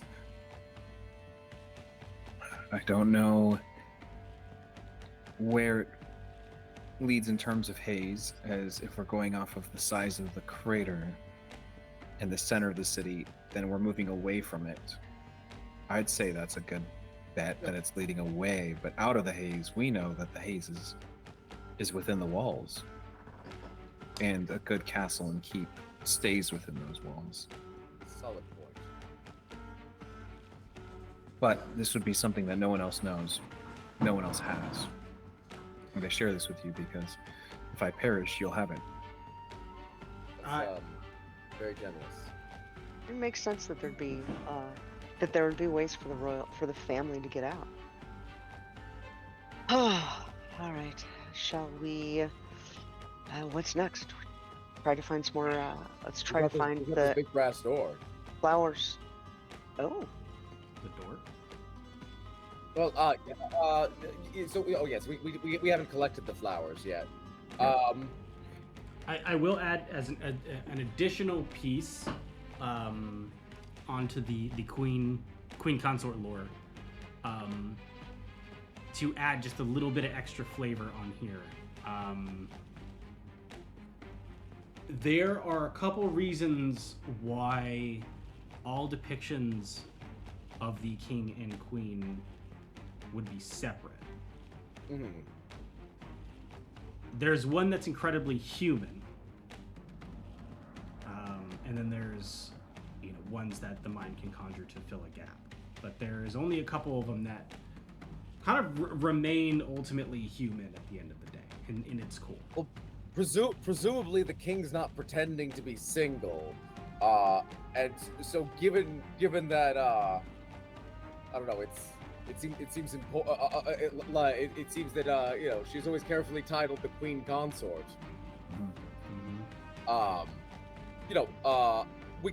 We could imagine there might have been status issues. We can imagine a lot, but we should get moving all the same. Yeah, let's get out of here. I'm gonna look. I'm gonna ask them to help me look for something behind the vines or secret passages or anything. Before we forget, we should collect the lilies. Yeah, we'll collect the lilies, but I also want to I really, really want to find something. Yeah. Investigation. Let me take a look. There's specific ones. Investigate. Where be the lilies? Investigatively.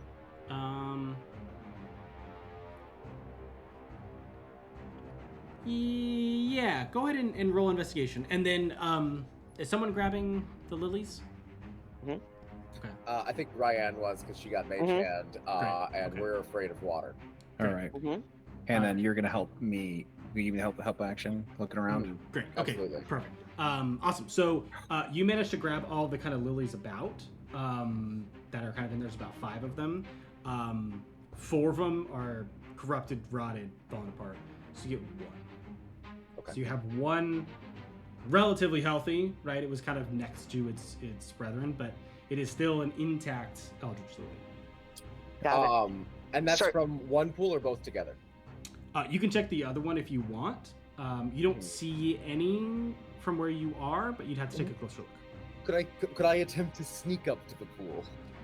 You certainly can. What did you get on your investigation check, Erasmus? Oh, right. Nat 20, thanks to the help action. 20? Yeah. That is a 27. Okay. Yes, 27. We'll do that, and then you can sneak up to the pool.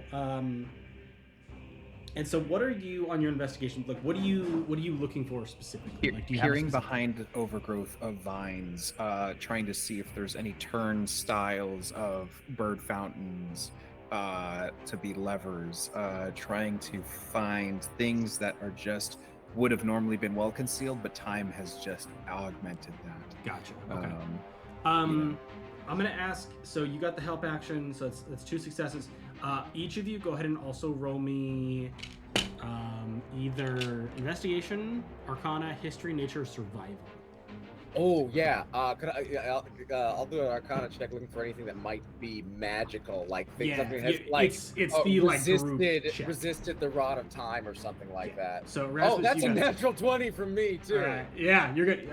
Ryan, if you want to go ahead and crit fish, you can get a full success here. I didn't. Okay, I feel crazy because if everyone needs to see my rolls, but I rolled 19 after those other 20s, so that's a 26. Oh no, your nat 20 carries over, so you're good. So that's 2 successes for you, 2 successes for Felice. I got a 16 on investigation. Perfect. If that. Yeah, fair enough. I was like, no, they've got the 20s. Oh, I see what we're doing. Yep. Okay, here. Yeah, so it's a group check. 20 on arcana for me. Perfect. Okay, let's do your stealth, and then we'll finish that section because that section's gonna kind of lead into other things. Okay, that's going to be a 16.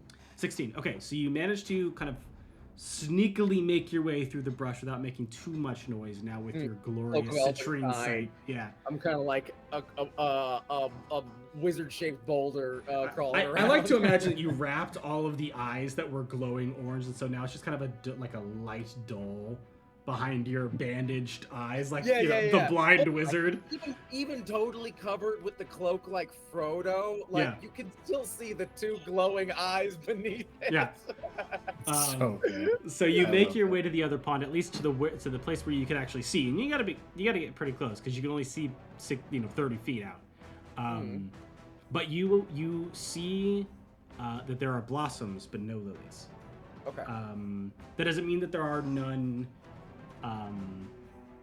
here or that grow here. None blooming. But none at this blooming, moment. and in fact, you actually see a petal of one floating in the water. Oh. Does it look like a relatively fresh petal? Yeah, as fresh as the one that you just picked up. That feels strange, right? Like, if there's not a flower for the petal to have come off of. But I don't know how these lilies work. Is it close enough? They seem to grow in the water, so if that helps. Right. But like it is a disconnected petal, right? Yeah. It's not like a flower that has put out one petal. Yeah. Yeah. Could I like try to like, I don't know, like scoop that? Yeah, you can. It's at a point. It's kind of drifted a little bit to the edge of the pond, so you can kind of shimmy your way up and grab it. Yeah. Like I'll wait till it drifts near the edge of the pond and like try to snatch it. Yeah, so you grab it. It's pretty easy. There's no blossoms nearby when it starts to drift by, so you just Okay, cool. grab it. So and then back to Erasmus' thing. Okay. So as you're doing that, everyone else is kind of spreading out, looking around. And Erasmus, it feels... It's a little... It's a little weird. Hold on, let me... Cue the Anastasia soundtrack. 1 second. There we go, okay. So if you look on the map that you've been fighting on, in the center of that diamond of paths in the middle, there's the kind of brushes and trees guiding right in the center. And then there's the staircase, like, it's almost like a balcony.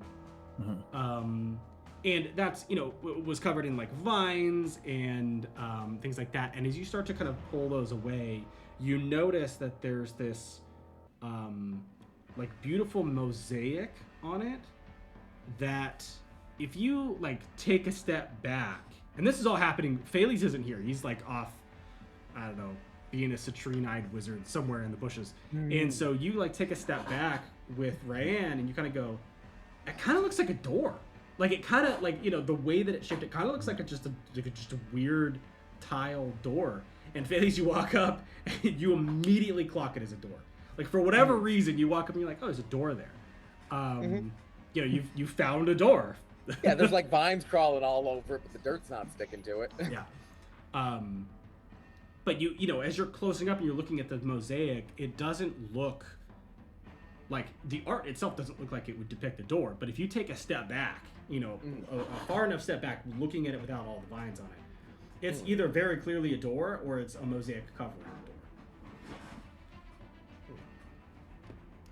And is the mosaic just a like geometric pattern, or is it like an image of something? It is just it's just a geometric pattern of like little tiles that are made on it. I will say that at the very kind of top center, some of the tiles have fallen off just because of age, but it looks like it has like a remnant of the royal seal at the top of it.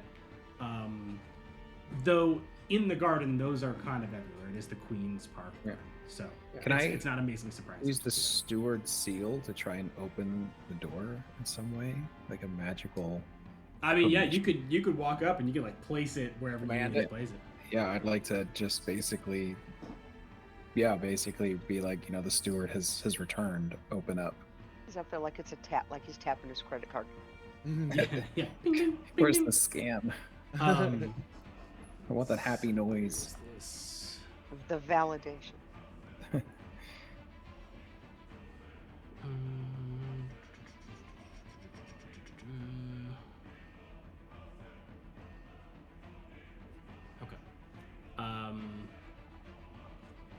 Okay. So you start to kind of like tap this seal on this spot. The first obvious place comes to mind, right in the middle of the royal seal, and you kind of set it and push. Right. Nothing seems to happen. You don't push very hard. You just kind of like set it, and you can tap around a bit, and you go back and you set it again. You push a little bit harder, and as you push a little bit harder, you kind of feel the door kind of give.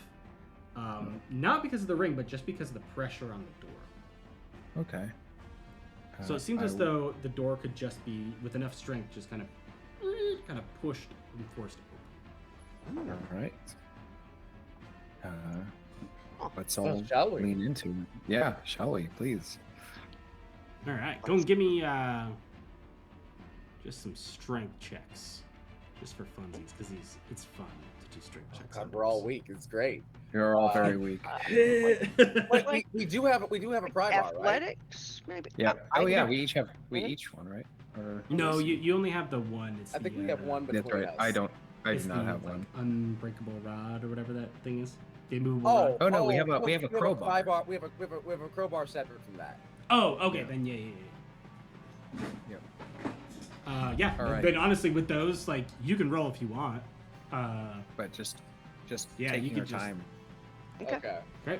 Yeah. It'll be great if we can avoid that embarrassing roll. You guys are no fun. So we work it. We've got the crowbar. Maybe pull a little shovel out. Just trying to pry it, get it through there. It's a sword. Yeah. It's His magic. glowing sword. Yeah. We're muscling it through. It's fine. So it takes you a couple minutes, and you manage to kind of pop it open. And once it starts to get moving, it's a little bit easier to push it. And you,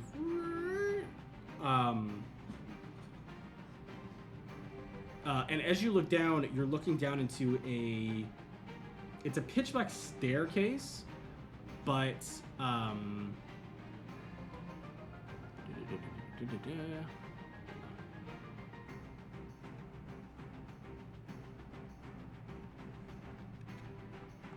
actually, all of you have blind sight, so this doesn't matter. But Of limited range. yeah, that's true. That's true. And I don't think. Do any of us have dark vision? Yeah. I have. Oh, you do, right? I do. I have dark Okay. vision and blind sight. Okay, yeah. Okay. So your dark vision. I'm trying to find out if this place is lit or not. Is my Wait, problem. hold on. Oh, I've got dark vision too. It is lit by my sword. Hold on. Okay. I need to check my That's character helpful. It's lit now. Mm. sheet. Do I not have dark vision, or do I just cast? Do you spell have on dark myself? vision when you're transformed? Is that your thing? I think that's what happens. I think that's how what I get is. it. Yeah, because that I know you have it, but I just I if get it it's- when I'm transformed. Yeah. If it's temporary, It says it I- makes sense that yeah. you get it. Yeah. Mm. Probably just cast light. I'll say this. Yeah, is like as you're looking down, obviously you see the light kind of spill through from the sword. You see a little bit with blind sight. So Valens, you don't see this at all, but down the pathway, it's not a very long passage. It's like maybe 40 feet. It's like just a kind of meandering staircase down. It drops out into what looks to be like a fountain underground. And it seems to be lit, but kind of ethereally or like otherworldly lit. It may be that they cast light on a rock and dropped it in the pond because it kind of looks like it's underwater down there, even though there's no like active water in. So we've the got area. like sort of a ripply, Like a across ripply the- kind of vibe, yeah. going on. So you can see it, like you can see. It's not like bright down there. Mhm. And we are also carrying our own light. Exactly. Yep. Yeah.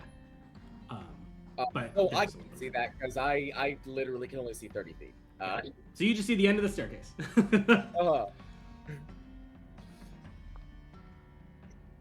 I will All create right, let's keep going unseen down. servants, and have them lead the way, holding a light source for us.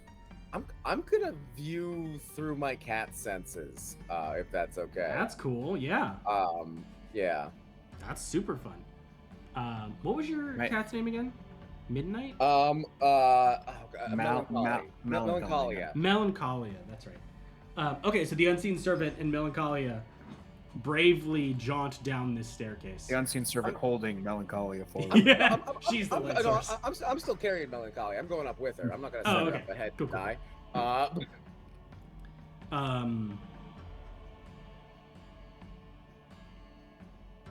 Ooh, what is Just like, oh, never tried this before. As I kind of like put my hand over the cat's head. Sorry, I'm looking for. Nope. No, Melancholia. Look ahead. Look ahead. yeah. She looks back at you and meows. You're just like, no, hold on. Nice. So you can see through the cat's eyes. I can, yeah. It's pretty cool. Oh. I believe like rules is written. It's not super useful if I become properly blind because I have to use my action to do it for a turn. So, you know, I could never do a second thing while being able to see. Got it. All right. Well, that's yeah, Rice. Like, might have to teach me how to do that sometime. I like that. The Oh, cat here has we to go. like you. There we go. That's what I'm looking for. I was like, what is I going used to be on? good Why is with this so animals. hard? We'll see. Uh, Look at the cat. The cat's like. I do have Olive the raccoon that you could bond with, see through. Maybe you can create some magic wand to see through the raccoon's eyes. Look over. I'm like, hey, Olive. What? You know what? Maybe later. We're good. We're good. Yeah. We're good. So as you start to kind of move down this passageway, you start to notice that the stairs itself, they kind of were roughly hewn from the rock. As you go down further, they start to get nicer. The stairs actually become true stairs. Like they're not worn away with time and walking. They're not like rough rock stairs anymore. They're like hand carved, cut perfectly stairs. The mosaics kind of start up again tiled, but they actually start to have pictures in them this time. Pictures of merfolk and nymphs and water weirds and just strange kind of a lot of water theming going on as you're kind of moving through down into this like fountain area.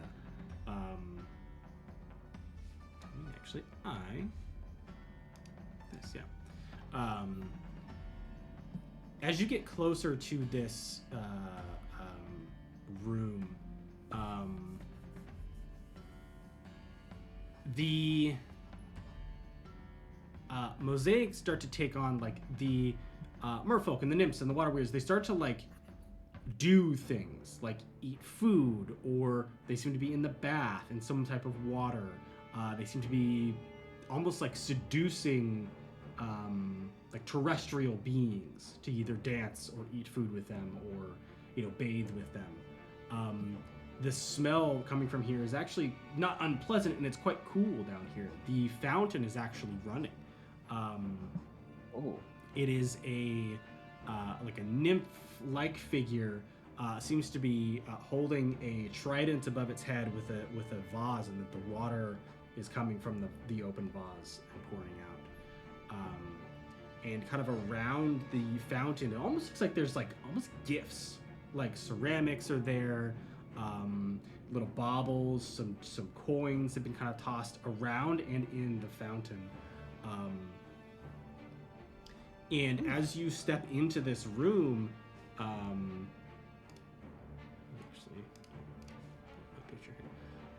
you see two different corridors going down the sides, and they're still filled with mosaics and tile and very clean, and remain very clean. And you immediately hear like as what seems to be like I guess handmaidens is the best way to put it, start to kind of appear attached to these objects. They seem to have like teleported to these objects. So like the ones that are left as just kind of that appear left as offerings. Yeah, so they kind of just and they're like holding it, and then they set it down really carefully. And there is about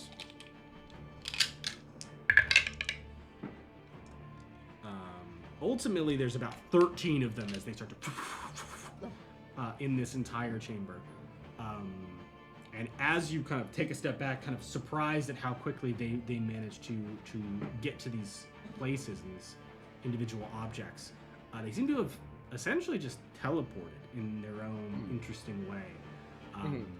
And they say, she will not want you here. In unison, they all say this together.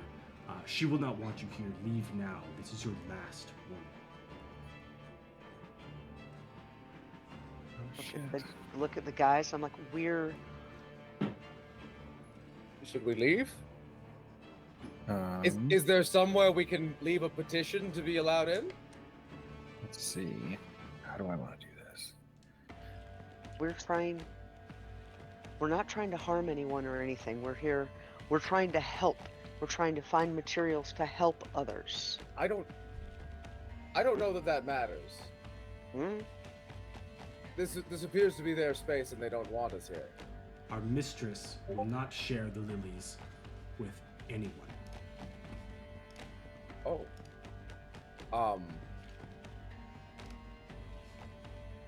That makes sense. Sure. Is there a reason why? I mean, not to suggest we are entitled to a reason why, but is there one that you could share? The lilies are our mistresses. And hers alone. And they kind of like deadpan after that. Like they feel like they've answered your question. Like, you know what I mean? Right. It's like the answer is contained in the question. Like,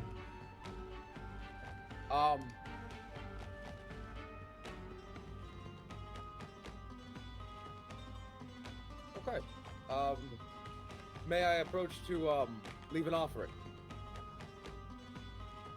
and they kind of look around at each other and then kind of take a step back from the center fountain, but like flank the edges and block the hallways. I'm gonna approach the center fountain, and leave a alchemist supplies kit at the edge of it.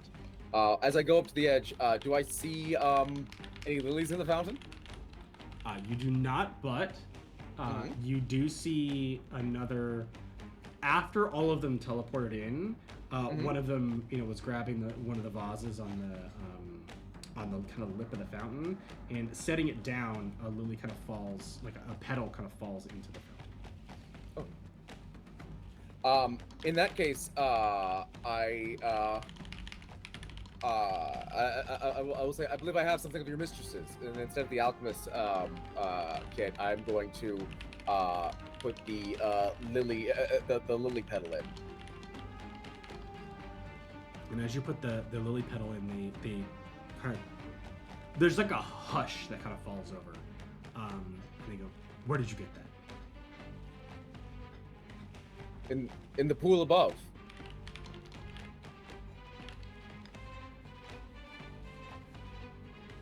And you see one of them, the same one that had kind of swooped in and then dropped the petal, steps forward, slower this time, doesn't just kind of like swoop in, and steps forward and kind of takes both the petals in a hand and places it in the pocket, and says, "The only reason you're able to leave is because it wasn't a full lily. This is the last time that we will say it." And then the rest of them chime in, just leave now. Okay. Did go. Yeah. Thank you for your hospitality. And yeah, I'll leave. Okay. Well, that's interesting. Erasmus, Yep. where were you standing? Just kind of cautiously close enough to be able to see everything in the light and to admire and study the art in great detail without being in danger. Just this is the most beautiful thing Erasmus has probably ever seen in terms of like what you'll never like in my perspective.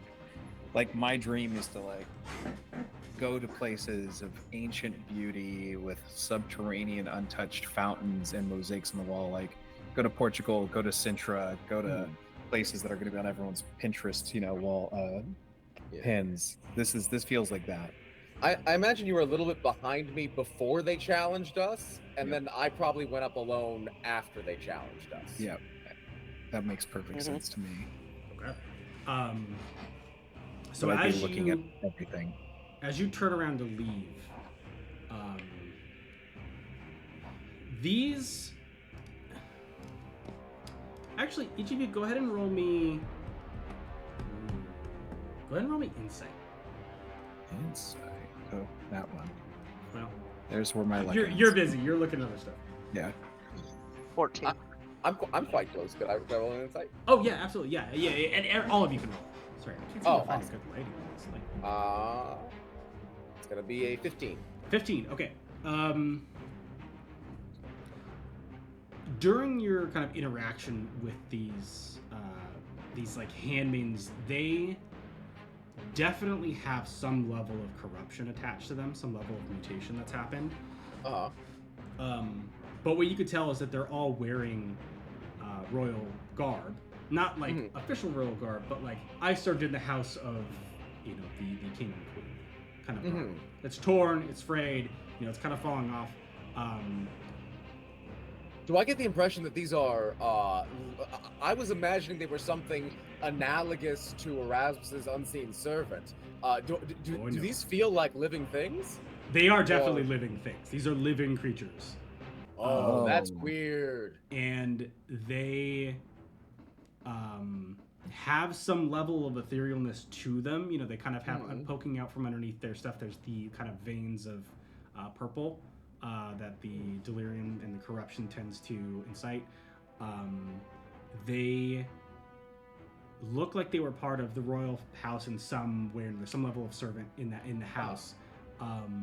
But more specifically, they aren't carrying the royal seal. They're carrying the queen's seal.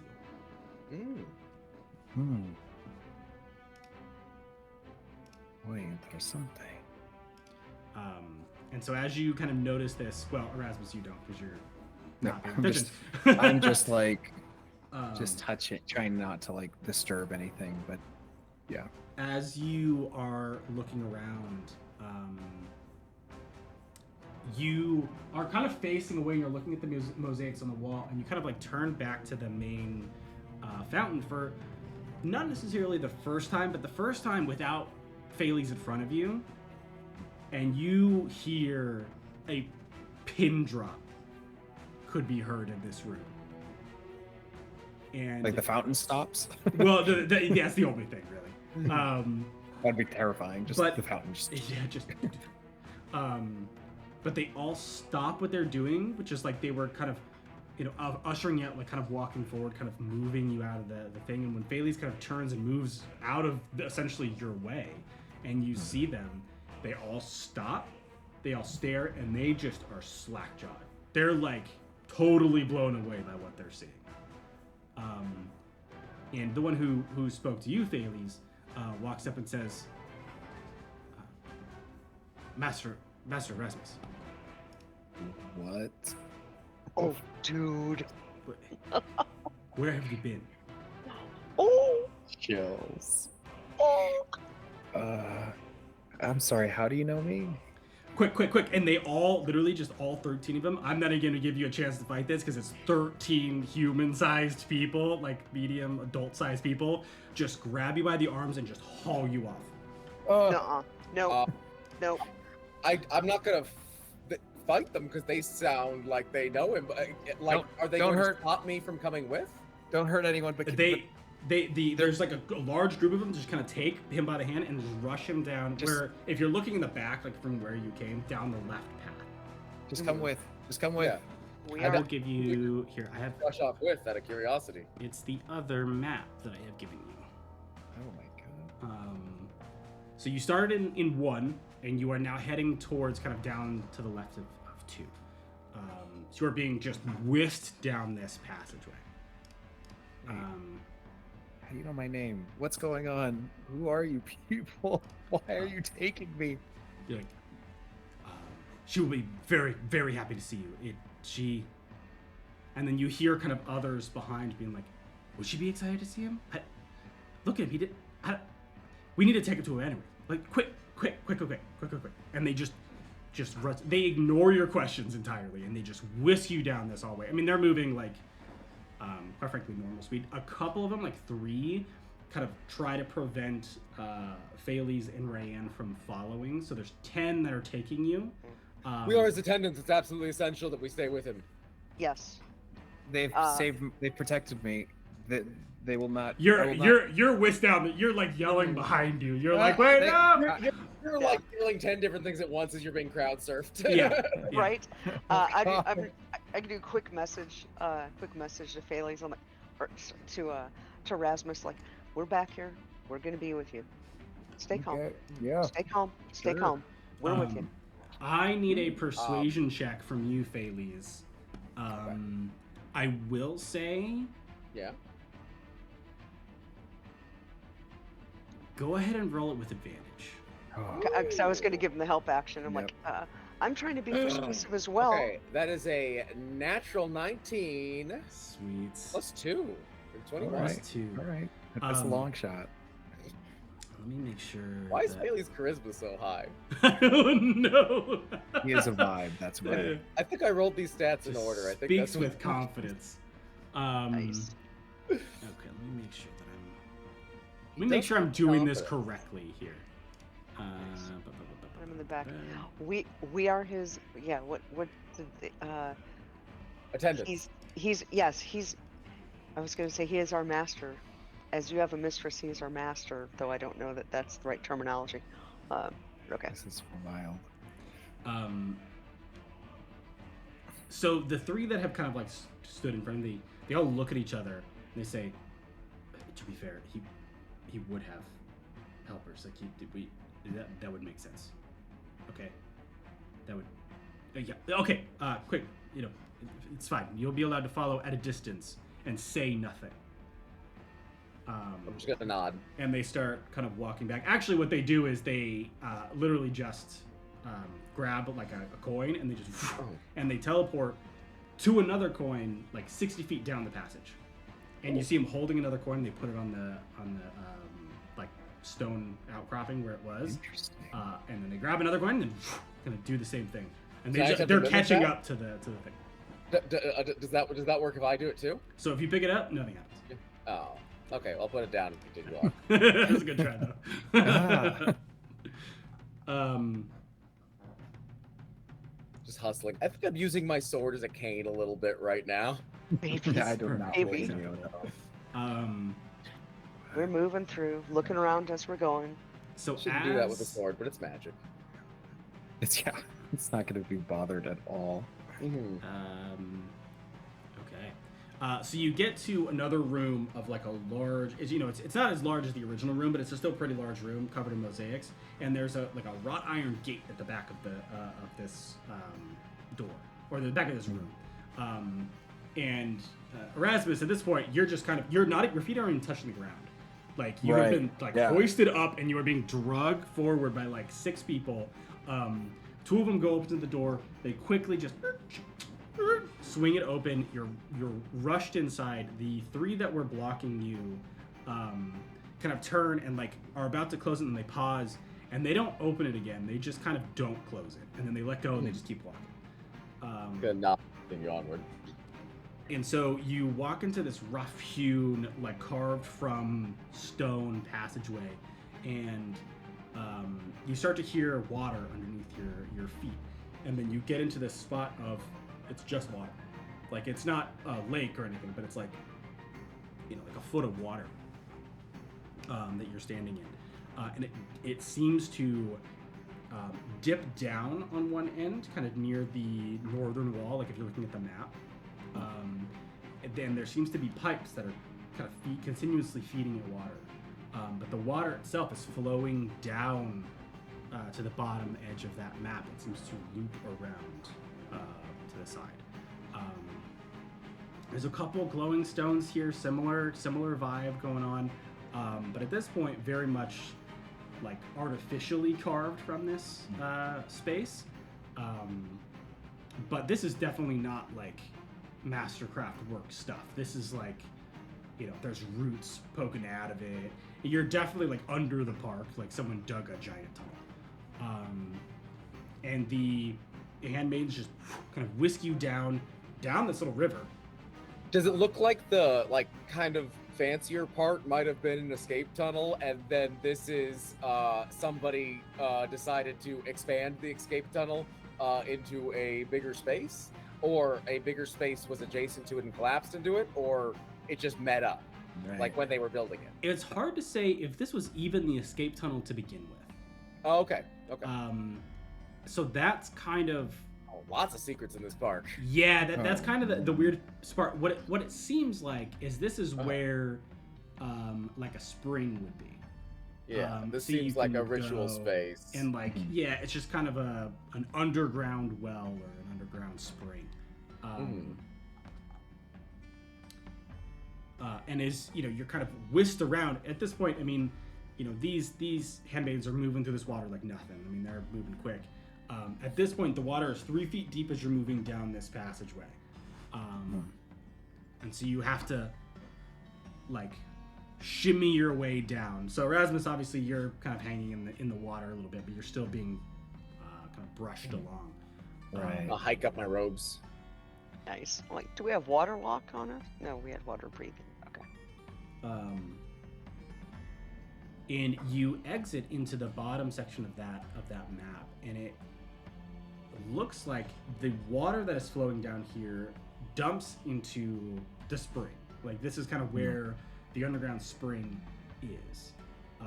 And one of the things you immediately notice as you're brought in here is the sheer amount of lilies that are floating on the surface in the center of this pond. Oh, wow. But the lilies that you picked up, they were growing out of the water. These look like they were tossed onto the water. So they're regularly going up to collect anything that blooms and bring That's them down. why the door is so well used. And that's probably why there are random petals floating around. Yeah. And so you clock that, and as you enter through the kind of river, you notice that there is a woman or a figure standing at the edge of this pond, at the kind of upper, I guess, northern section if you're looking at the map. She's kind of staring into the pond itself, kind of with a veil over her face. Royal robes, in comparison to those that are carrying you, Erasmus, her robes are pristine, absolutely spotless, and she has around her neck a large emerald fastened around her neck, and then her veil kind of lays over her face. In the room itself, I'm just going to read this section because this section's fun. There is an exquisitely upholstered velvet chaise lounge with gold-painted armrests and plush pillows set atop several overlapping woven rugs. Scattered around the furnishings lie the expensive baggage train of a fabulously wealthy noblewoman. A mahogany chest of drawers is overflowing with pompous gowns, fashionable dresses, multicolored wigs, oversized hats, and fantastically impractical shoes. An oaken coffer is brimming with elaborate jewelry, and several smaller containers, suitcases, and baskets are overstuffed with more clothing, artwork, gems, and coins. Several portraits and paintings are arranged about the chamber. Many of the paintings show a noblewoman wearing a golden necklace set with 11 emeralds. But within each, the face has been torn off. One painting shows the woman posing with a noble family. A young teen man, 2 girls, one of which is perhaps 8 and the other no more than 5, and she's holding a 2-year-old. She's holding a what? A 2-year-old. And a portly and bearded man wearing a crown. And she doesn't move as you are brought in. It's pretty obvious that she is used to her attendants kind of shuffling in and out of this space, and with her veil over her face, you get shuffled right up to her, Erasmus, and kind of tossed onto the ground. So your feet kind of hit it and then kind of forced down to kind of either one knee or both knees pretty quickly, just by the force of the toss. And she turns around and there's this like deep breath of a pause, and the handmaidens kind of step back, and that's when Scalise and Ryan, you come into the room. So you kind of make your way down this river, and you see Erasmus essentially kneeling in front of this very tall, slender woman with a veil over her face in this pristine royal outfit in this, I'm going to say, garishly outfitted cavern.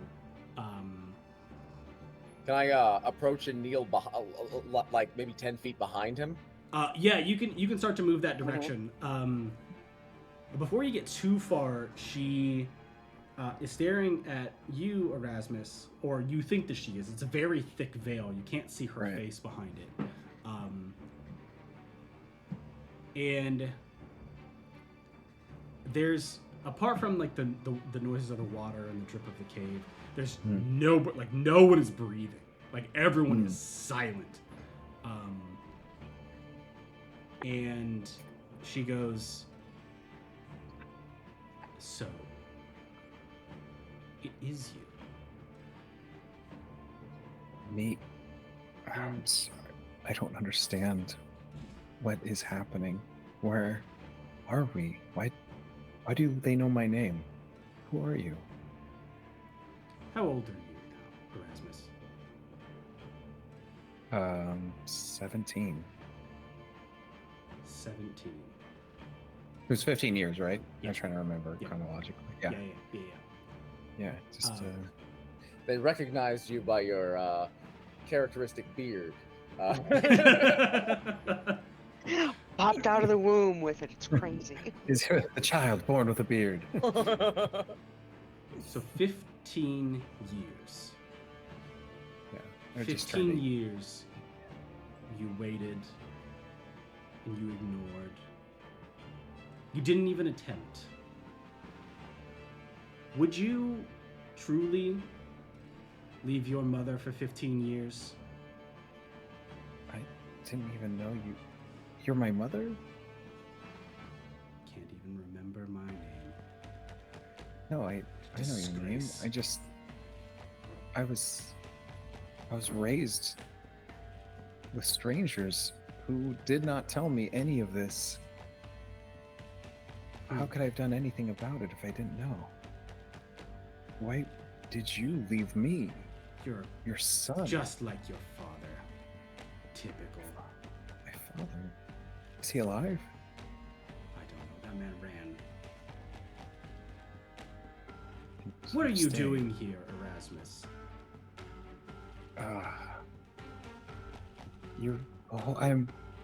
I'm here to help. Help who? Drakkenheim. It's people. It's help heal the wounds of this place. That's what I keep. Drakkenheim is glorious. It is. There's a lot of unnecessary death out there. Factions and monsters, and the delirium is dangerous. It's obviously not for any of you. I don't understand how, though. Oh, is it the lilies? The lilies? Oh, no, they're just baubles that I have. My head means find. I find them beautiful. They are beautiful. Everything about this place is beautiful. Everything in it is beautiful. Is this me? Is that painting us? And you point to the painting, and she kind of looks at it, and go ahead and roll me an insight as she kind of looks at this painting. Man, I am bad at insight. 5? 5? Okay. I'm too busy seeing all of this. Yeah, you see something happen. Obviously, you can't see it on her face because her face is veiled. But you see her hand kind of tense up in a strange way. Yes. Are we close enough that I can perceive her at all? So at this point, after this kind of quick conversation happens, and she's distracted by looking at the painting, you manage to get out of the river and kind of walk up into the space where this conversation is happening. Okay. So yeah, now you fully perceive this person. She's got a full veil on. Does my blind sight give me any sense of what's going on under that veil? Oh yeah, I have blind sight too. It does. So you're not within 10 feet. She's still kind of a bit away from you. You were kind of thrown in front of her Okay. Like a subject in front of a queen. I would say. And so not like I am also genuflecting like in such a way as to indicate a lower status than Erasmus, but I am real curious what she got under that veil. So what you kind of get from underneath the veil is you immediately kind of clock the facial expression. She's not hiding it. Obviously, she's behind the veil, so she's hiding it that way. But it is rage and disgust. Rage, disgust, and then sadness, like deep sadness. But all of that is kind of tied up in rage. And you look to she's like barely holding on to the like she's like hair's breadth away from flying off the handle as she looks at this painting. Do I see anything that indicates that we are talking to a particularly active husk? So no, it looks like hold on a second. Let me actually pull this up here. It looks like she is very similar in the sense of the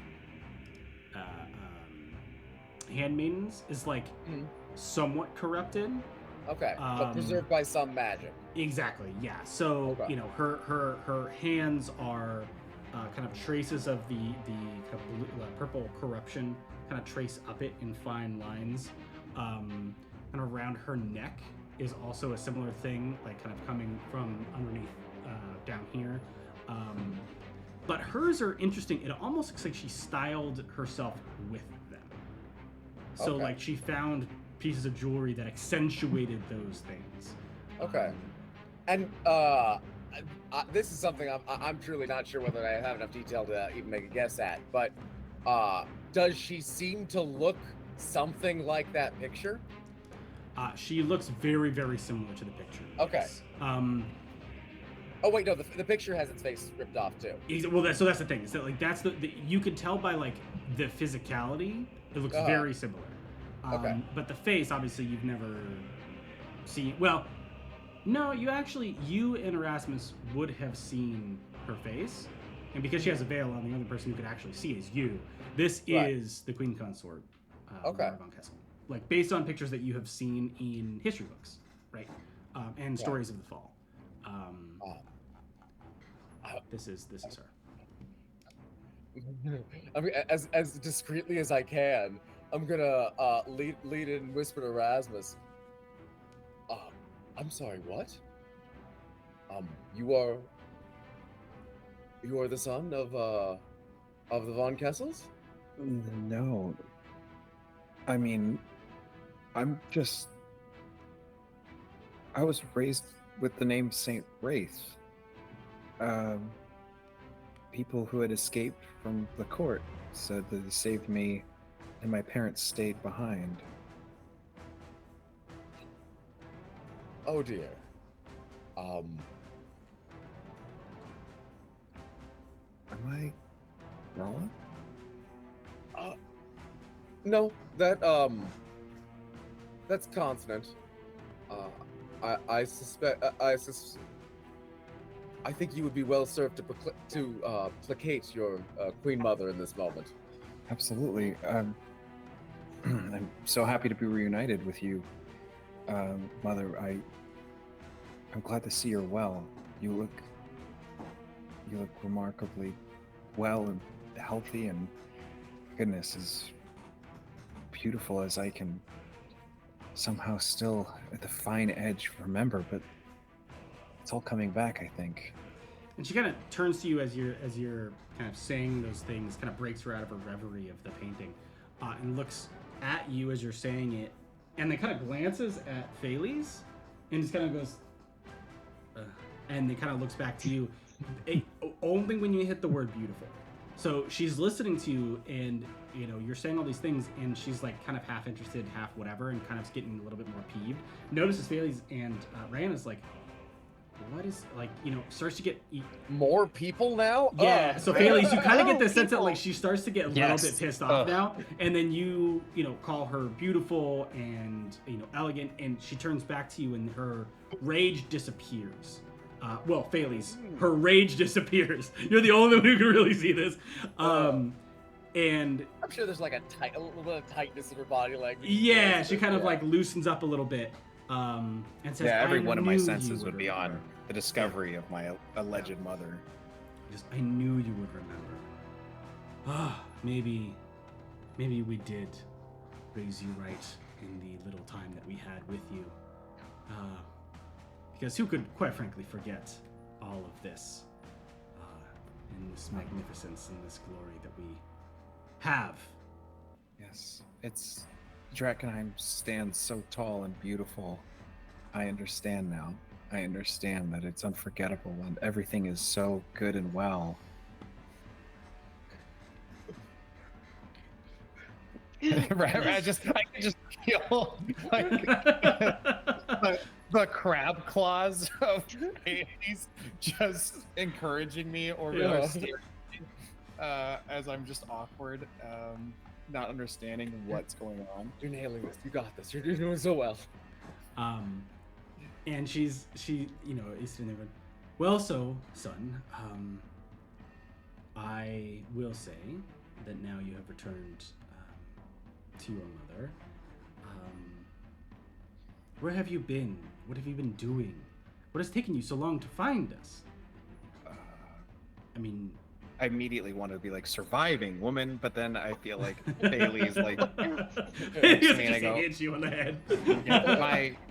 My Yeah, loyal attendants. I think I see you like get annoyed at how rude that question is for a moment, and it's like no. Focus. Yeah. I had on my hands and knees fighting rats in the dirt with pistols being bitten into my neck with a raccoon as my only friend until I found these guys. I mean, as I think that, I just say, I have been looking for you, unsure of where I am most needed with the kingdom, as I'm the youngest. I could not, of course, venture too far for long. It's all coming back to me. Yes, my attendants and I have been tending to the needs of the kingdom to rise the name of Drakkenheim's glory as high as it could ever be, higher still than it was 15 years ago, though I can see you need no help. It seems, Erasmus, quite frankly, a little selfish that you would put the needs of the people over the needs of your own mother. You're right. You're absolutely right. I sank my head low in shame. I suppose I wanted them to know that my mother, in her glory, raised me to be a champion of both worlds, but I have neglected the most important person. I suspect that, or I accept that is a, well, it is an apology. I'm sure I will get a better one of you later. But for now, I understand if you are truly to become the heir that I always knew that you would be to your father's would-be throne. Well, I say your father.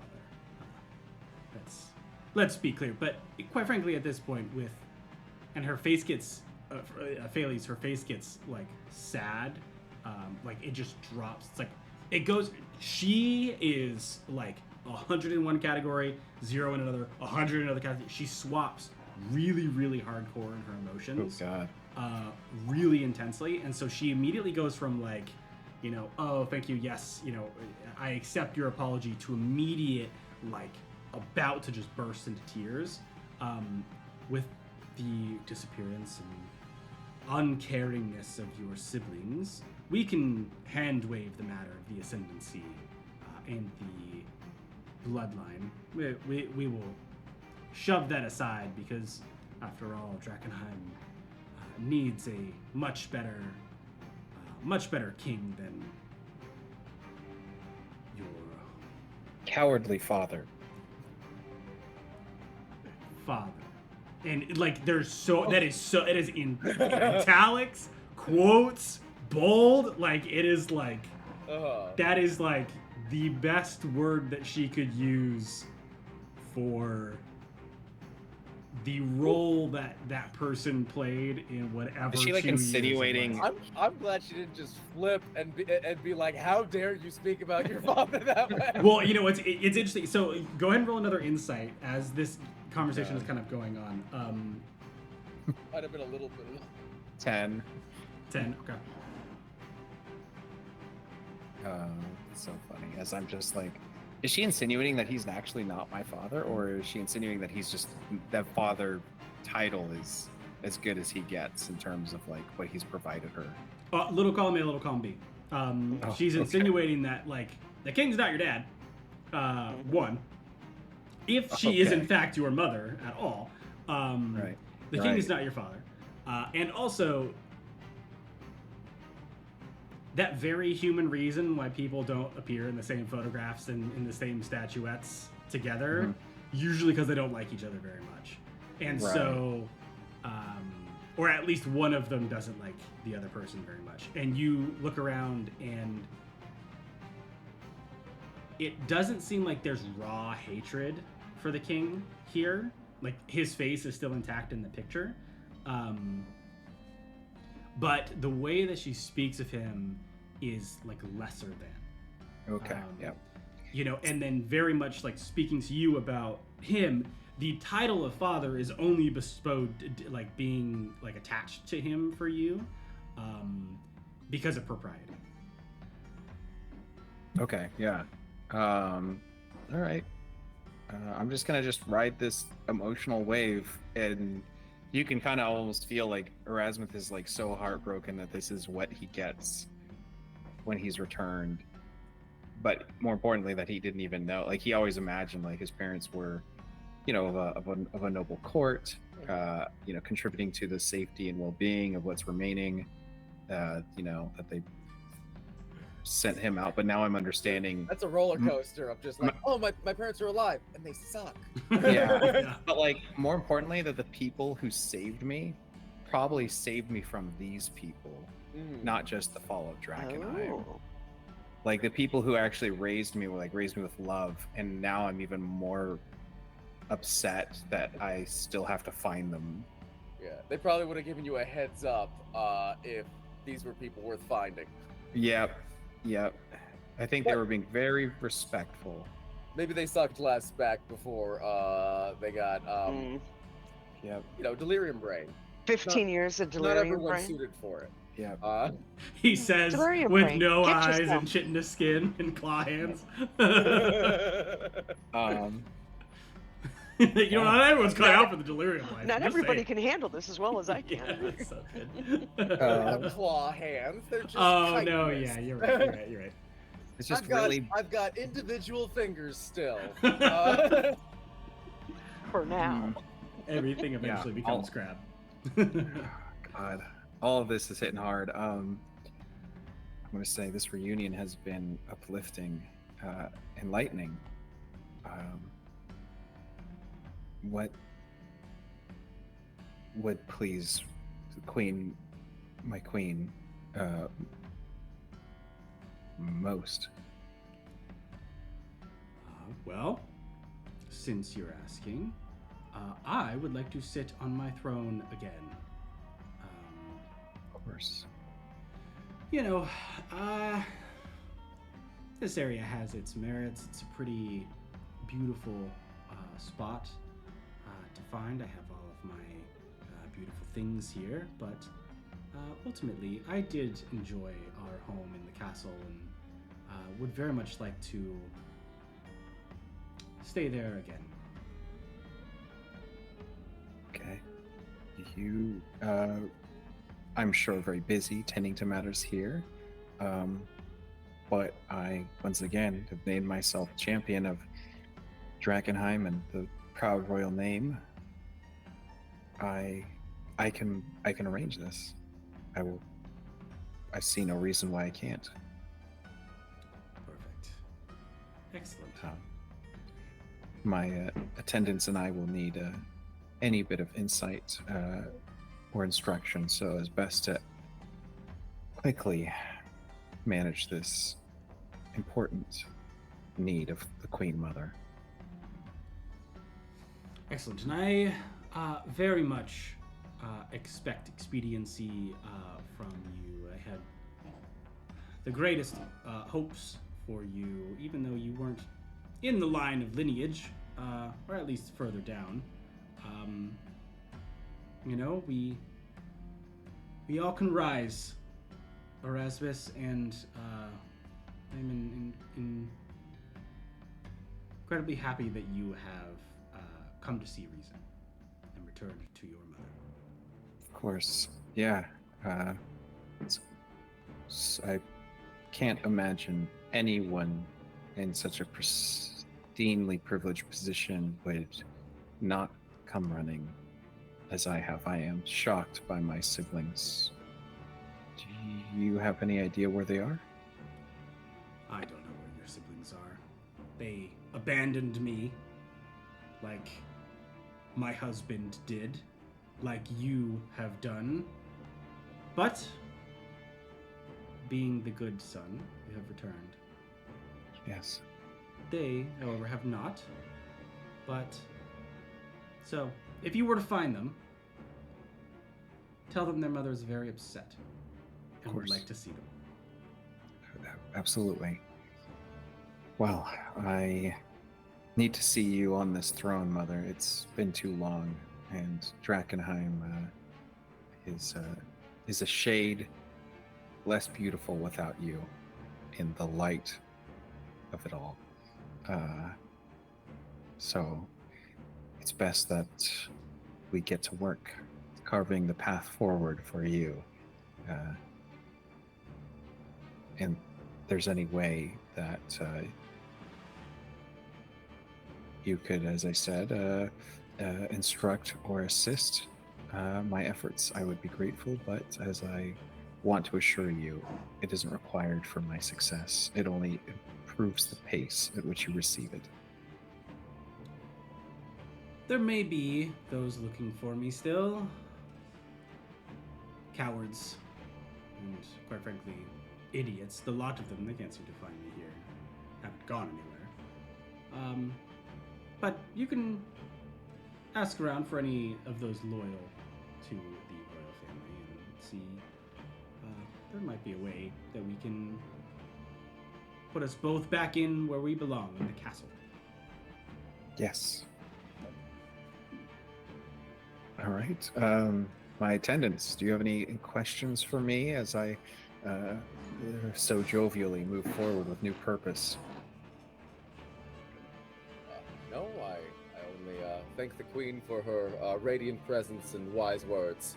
Shall we depart to set off on this quest? Yes. We are here for you. It is lovely to see you looking so beautiful and looking so well. I look forward to the next time we see you. Yes. All right, my loyal attendants. You've done well to bring me home. Now let's bring the Queen her throne. Onward. That's right. Okay. And one of the handmaidens kind of rushes to the water's edge and puts her hand in and grabs like a handful of lilies and walks over to you, Erasmus, and hands them to you. Just like a bundle. It's like 3 or 4. Just hands them to you. Thank you. They're kind of does like a bow, and then actually gestures down the other passageway as opposed to the one you came down. It seems as there is a drier way to come down the way that you did. I want more. Roll for Get me more. Kidding. Just like what would give everyone a panic attack right here. How dare you disgrace the Queen with a paltry gift? Yeah, you would expect to represent the Queen better.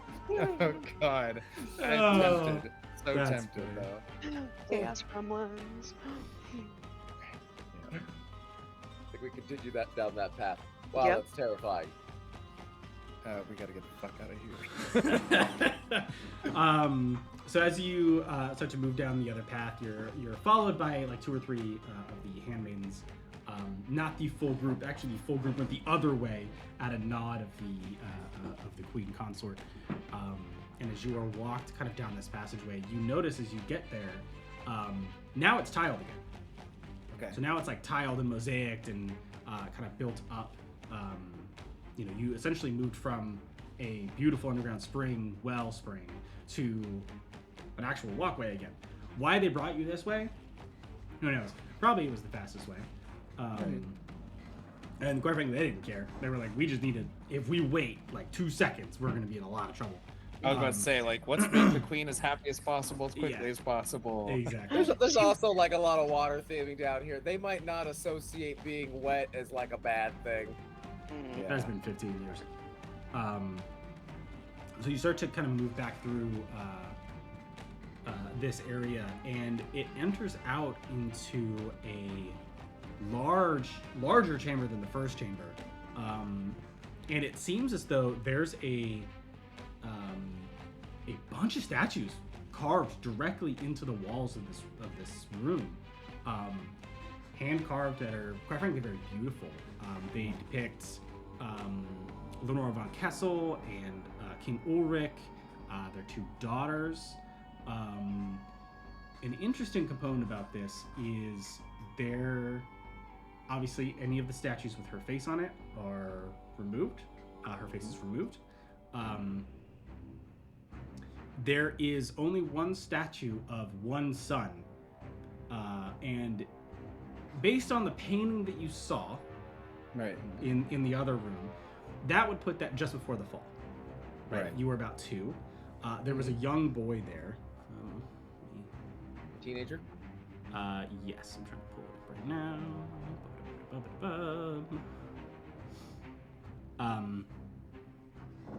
now. Yes, so teenager. And in this room, there is a small boy, but only in one carving, and he's only with his father. But the queen is in basically the rest of them, but they're like family portraits. But it looks like this was created before the other child in the painting was born. And they're kind of arranged essentially around the walls of this area. And there's a inscription on the center one, which is kind of like a freestanding one, that doesn't have the little boy in it. It's just the king, the queen, and the 2 daughters. And the inscription it's like mostly broken off, but you can read the end of it. And the end of it says, "For my lovely Lenore on the anniversary of our royal union, King Ulrich von Kessel IV." And the handmaidens don't necessarily try and rush you away. They just kind of follow you through this space as you poke around, or you can just keep walking. It's from Lenore? For my 2. lovely Lenore. Oh, So okay. it's 2 right. Lenore. So this gift was 2 Lenore. Okay, so the older brother definitely existed at the time of this carving. And the gift to Lenore only included the 2 daughters. Well, he's carved in a couple of them, but he's only with his father. Right. On this particular family carving that was a gift to Lenore, no older brother in it. Yeah. Oh, so now I'm wondering if the queen's men serve Lenore. Well, Lenore is the queen consort. Oh, I thought it was the daughter. I No. apologize. Okay. There's 2 daughters. So she bore the daughters and me Presumably, there's something about think. that older brother that makes her not like him. because he would be born to someone else. Could be. So he's the Probably heir. an obvious thing. I'm the spare.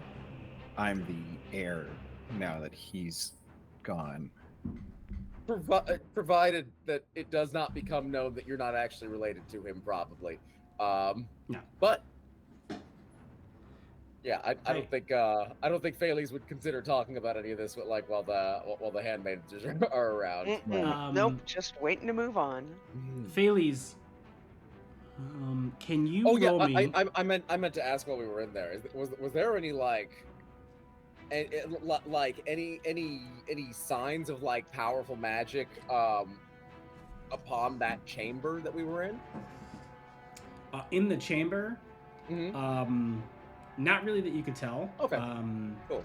She seemed to have a magical ring that she Yeah, was kind of but I cradling, just meant like in terms of like something, you know. there Like was a a seal. considerable I'm amount a of wizard. delirium. Magic wings, whatever. Like, Yeah, there's a considerable amount of delirium in there. Not Okay. a crazy amount, but a considerable amount. Did it look gathered there or just like kind of intruded there? They look kind of intruded here. Okay.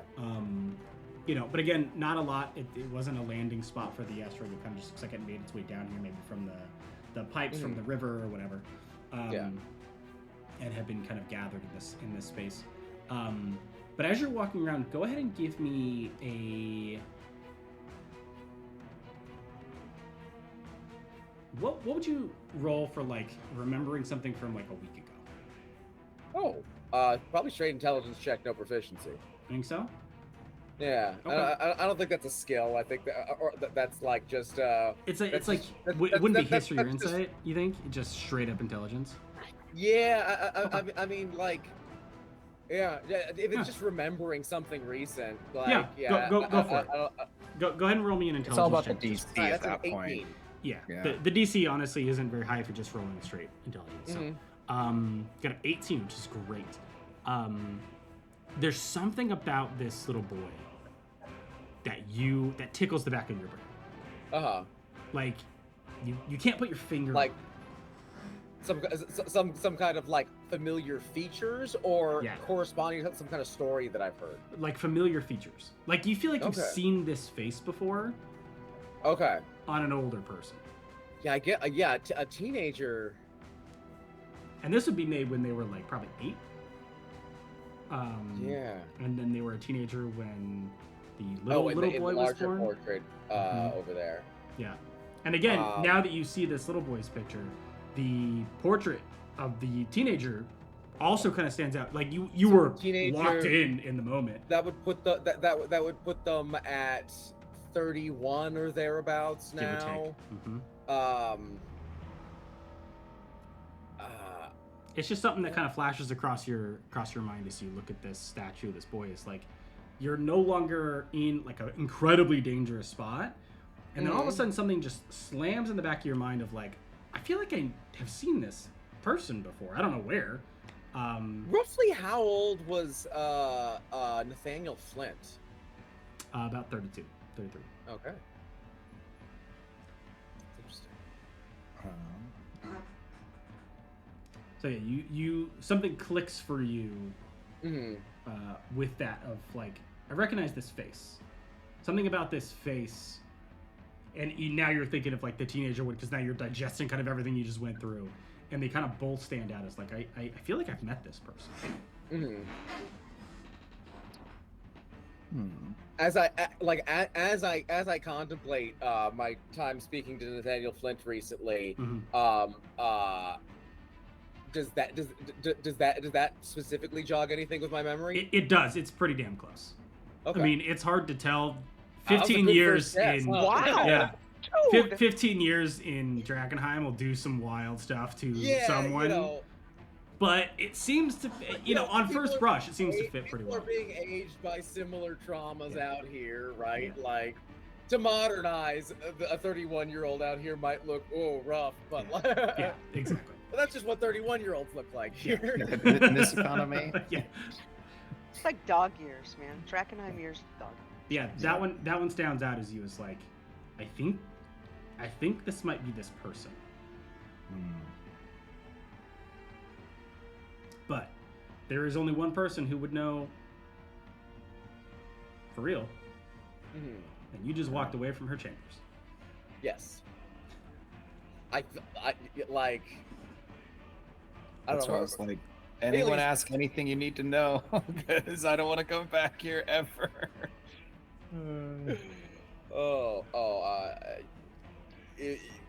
would that we could just not come back here. Are the handmaidens still behind us? Yeah, they're not like Okay. forcing you anywhere, but essentially they're there if you need attendance as you're making your way back up. Okay.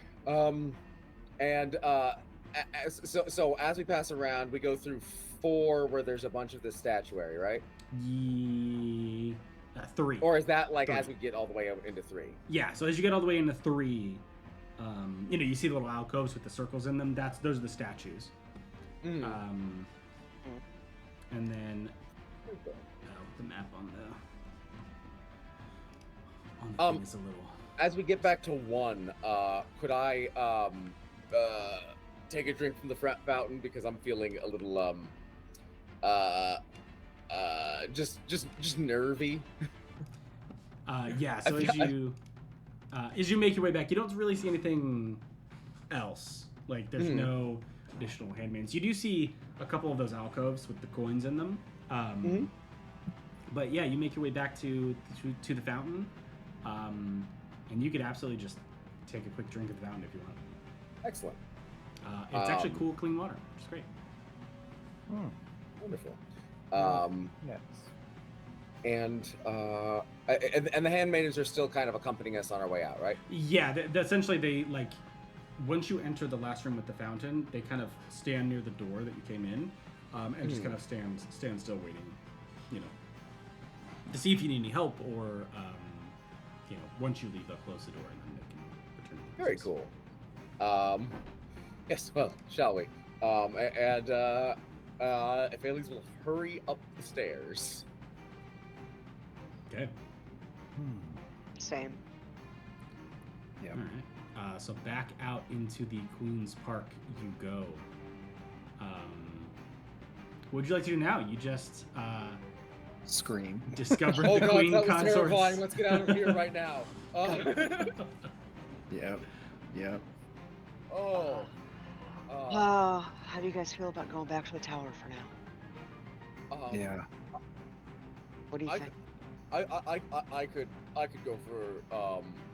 could go for a time in the tower. That wouldn't hurt.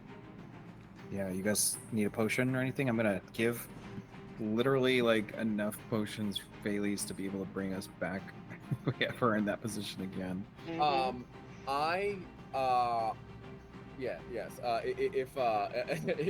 I could have one of those potions to hang on to, that would be handy. Absolutely. I don't So the wondrous and miraculous healing abilities that I seem to have acquired are not without their downsides. right. How many do you have, Laurie? I've got 3 left, so Okay. let's. I'll give him 2 if you give him 1. Absolutely. Oh, thank you so much. Well, I guess- think it's important for all of us to take care of ourselves and take care of each other. Little things like a goddamn bush could kill us. So yeah. For the first hour of travel back, I would like to, if we can move stealthily, I'm gonna cast invisibility on Erasmus and Ryan at 3rd level. Oh. Okay. So we'll only Great. take you about an hour to get back to the tower. Okay, cool. So you're- 2 of us you're are going to be pretty invisible for that trip. Okay. I think actually I can cast invisibility. Let me check. No, you're invisible already. Don't worry about it. But I cast it on you, I'm as sneaky as I'm gonna get, honestly. Hey, thanks for that. I can make you snakier. Knocking you unconscious or something might make you sneakier. I mean, if you're just the only noise you make is shallow breathing as I carry you while invisible. I think Bailey's is like a sleep shouter. Yes, he totally he is. would be too. He's the guy. If you try to wake him up, he absolutely wakes up screaming. Absolutely wakes up screaming. That's so funny. All right, let's Okay. get out. Let's get out of here. Let's. Got it. So is everybody invisible now? No, just Just those two. Okay, good. Yep. Okay. Because like we couldn't chain it, right? Because if you cast on me and then I cast it on you, it would break for me. Oh yes. Right. But I have my Cloak of Elven Kind. Oh, that's right. Wait a minute. We took a short rest. We did, yeah. Okay, I could absolutely, yeah. I've got it too. I could drop it on you if you wanted to. But that would break it for if you. If you cast it, it'll break it on you. Duh. Okay. Yeah. Yes. So I have advantage on stealth regardless. I think we all forgot that. Like I think every one of us in turn. I'll always be giving him the help action by carrying him or something. I have advantage already. Don't worry about it. Oh yeah, that's right. I kept trying to think of like. And also, yeah. I just don't want you to die, man. Oh, now time out. I have so many ways to escape danger as long as I don't have to worry about the two of you, right? Fair like enough. the only reason I get dropped all the time is because I'm not willing to like leave you to die. Yeah. Got it. Valid. If you wanted it, I could do it because it's cast at a 3rd level, and I can get 2 people with that. Yeah, I like having the freedom to do things if like if we run into All right. something. Yep. Fair enough. Let's go. And as we're doing this, we're quietly talking a little bit about everything that we've seen, and Erasmus, how goes to you? Doing okay? We'll talk more about it. But that was I'm like shell shocked. What Like- outstanding luck. I mean, I understand you may have some social feelings about having discovered your mother, but my goodness,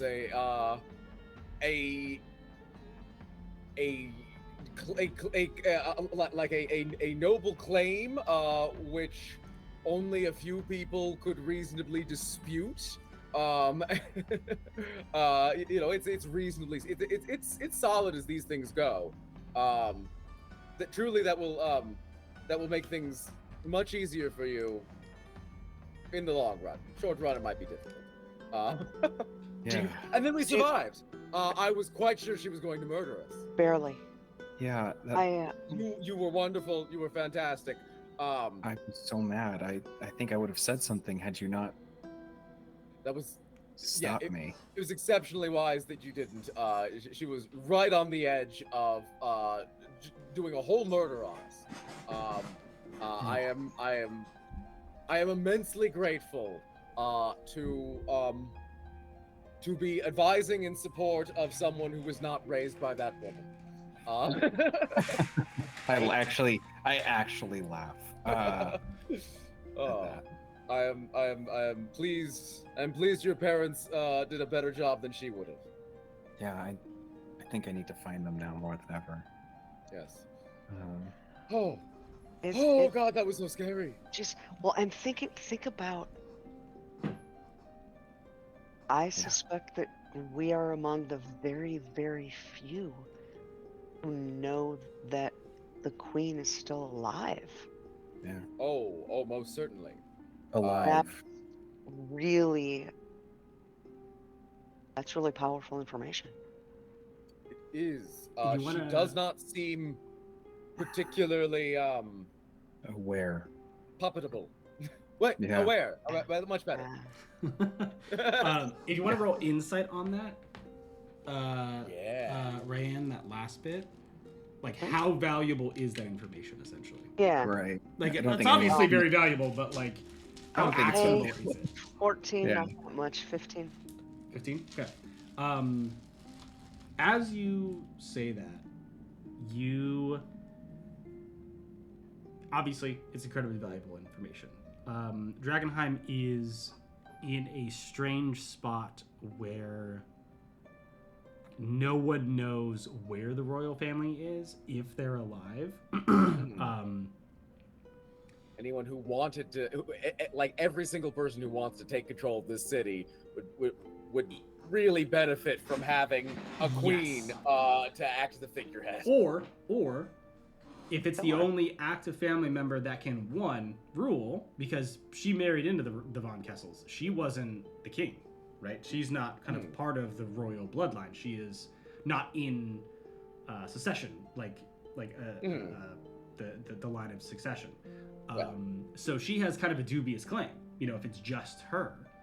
Who knows how many people would support just a queen consort to sit on the throne of Drakkenheim. Right. That being said, there is only one person who can point out the actual heirs, and at least that you know is still alive, and it is the queen consort, Lenore. Now, there are people that would find that information incredibly valuable and possibly attempt to break her out of her kind of corrupted delirium state.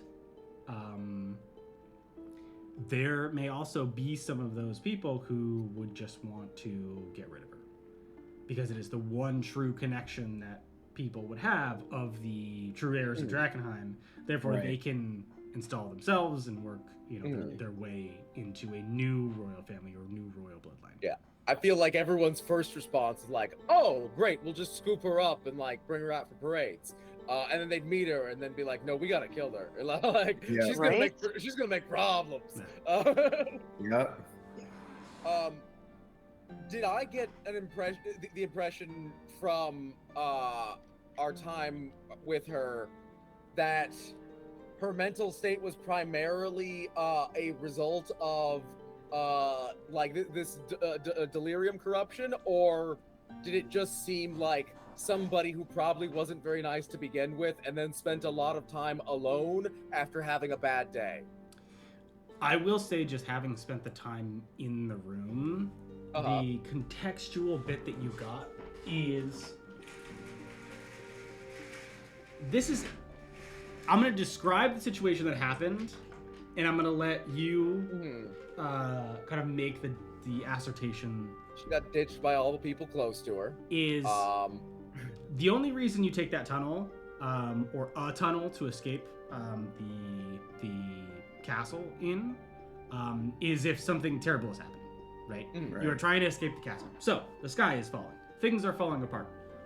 What do you bring, and why? Yeah. Good point. Because she only brought... Yes. So, I think what you're looking at is externally, people-wise, they loved her, right? The servants clearly are still devoted to her. And seems as though she treats them well enough, like doesn't really talk down to any of them. It seems to be kind to them. But there is a piece, I think, underneath, which is vanity and self-love that is to almost a narcissistic, if not a narcissistic level, because of all the things that could have been brought during the fall of Drakkenheim. It was money, jewels, clothing, and paintings. And whatever influence the corruption had, it had it after she decided what to bring in her escape. Exactly. Right. Yeah. So, there's those components to it. So, you can kind of infer from that how much of what you heard from her was the isolation and delirium speaking, which would ramp it up. But the evidence that you have for her genuinely just being a vain and not particularly nice person underneath the skin the whole time speaks more, I think, to who she actually is, and then it was just amplified by the isolation, delirium, corruption. So, all of that being said, she is still the only member of the true royal family that, if, Erasmus, your goal is to get on the throne, that would be able to substantiate your claim.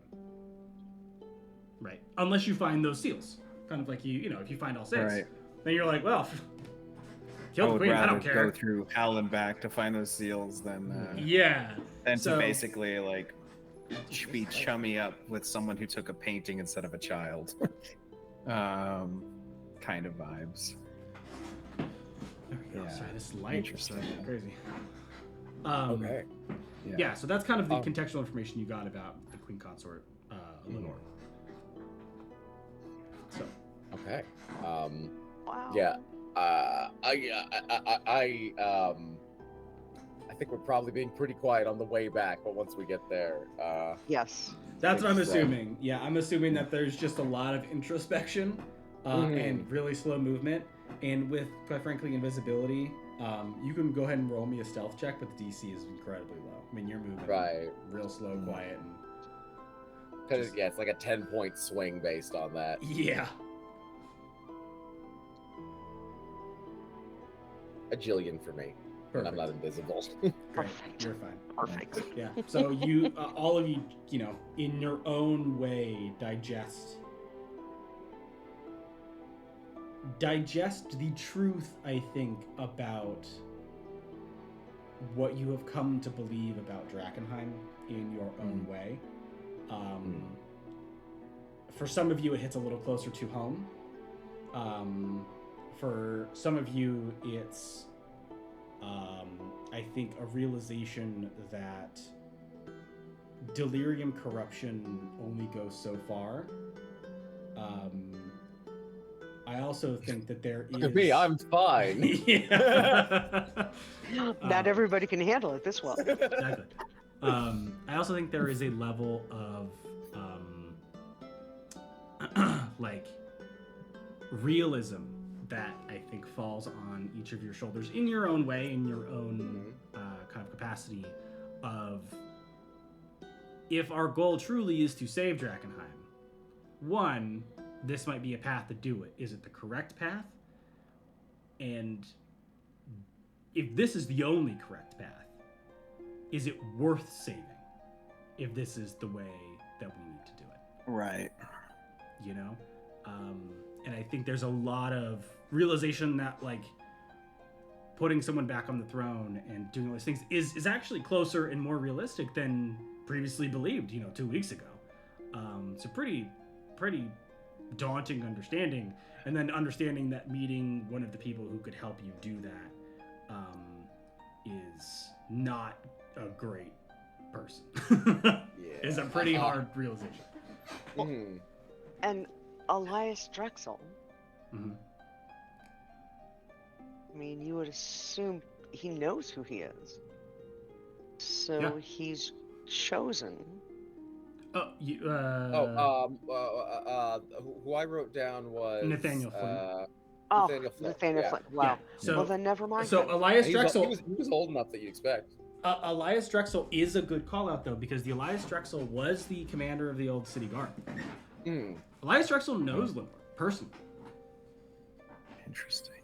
Like, and that's a good call out. Like, the Hooded Lanterns would really want to know if Lenore was alive, because they are actively looking for members of the royal family, because they want to put them back on the throne. Like, that's how they believe that they could save Drakkenheim. And Nathaniel Flint, when you were talking to him, had no idea. He's locked in to the followers of the Falling Fire. Or at least, like, if he knows he's not interested, like... Yeah. Well, and he's gone so far to have, go all in with the Falling Fire. Yeah, like, and he's changed his last name so dramatically that the only people who would recognize him are people who have met him and know him personally. There's also, like, 15 years Superman ago. effect, like literally putting on glasses will make you unrecognizable to most people. Yeah. And like putting on like a monk's robe and getting a haircut, like add 15 years, a monk's robe and haircut, and I feel like you're in a spot where a lot of people, especially if they're having to survive themselves, wouldn't recognize a lot of people. Have I spoken with him? You didn't know. Makes sense. Phalese did. Yep. Yeah. So Erasmus, what would you like to happen with respect to your perhaps progenitor? I need to sleep. Reasonable, yes, of course. I need to sleep on all of this. Got plenty of time to talk things through. Yeah, none of this feels really good, and I feel contaminated in more ways than one. Oh. No, me too. Today was the day. And I said I can offer to free anyone of contamination, but it will be exhausting and it might kill you, Felice. Yeah, I think I might die. But Don't worry. I have a method that I am perfecting. This is nothing. This is fine. This is truly not worth worrying about. all right, I will then cast that one like remove whatever it is that remove contamination spell, but turns it into levels of exhaustion. And I'm going to make sure I do this before a long rest, so that the long rest cancels out one level of exhaustion. So I will be left with one level of exhaustion. Hold on. Okay, so in the levels of contamination, in addition to potentially changing us, there are also different things that happen at different levels, right? Yeah. So you're at 4, right? Yeah. So that's why That's so bad. I might. Yeah. I might want one of those taken away. That's half damage that you deal, no hit points on a long rest, and half hit points from short rests. Yeah. There's a reason that Felice is dealing 4 damage a turn. Damn. So let's just let one of us do that. Yep. Do you have Ghost, if you've got that ability? Yeah. If you Ghost, if you could get like a extra short rest in and then pop another one of those for I could do both, well, because I've got all my spell slots back. I can just you could do them both. Not me though, please. Yeah, I can do myself and Fair enough. and A you wild as well. question. Does Makes remove sense. contamination require a willing target? Oh, that's a good question. Oh. Let me look. It's called purge contamination. Okay. Purge. Yeah. That seems like an I important must question. know.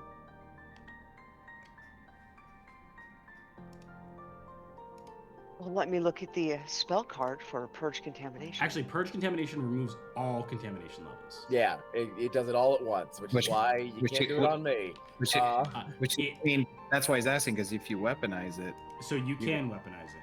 you could kill just like feeding off of it. It specifically says you apply alchemical fluids or holy water to a contaminated humanoid creature while reciting an exacting magical chant that expels eldritch contaminants from the target's body.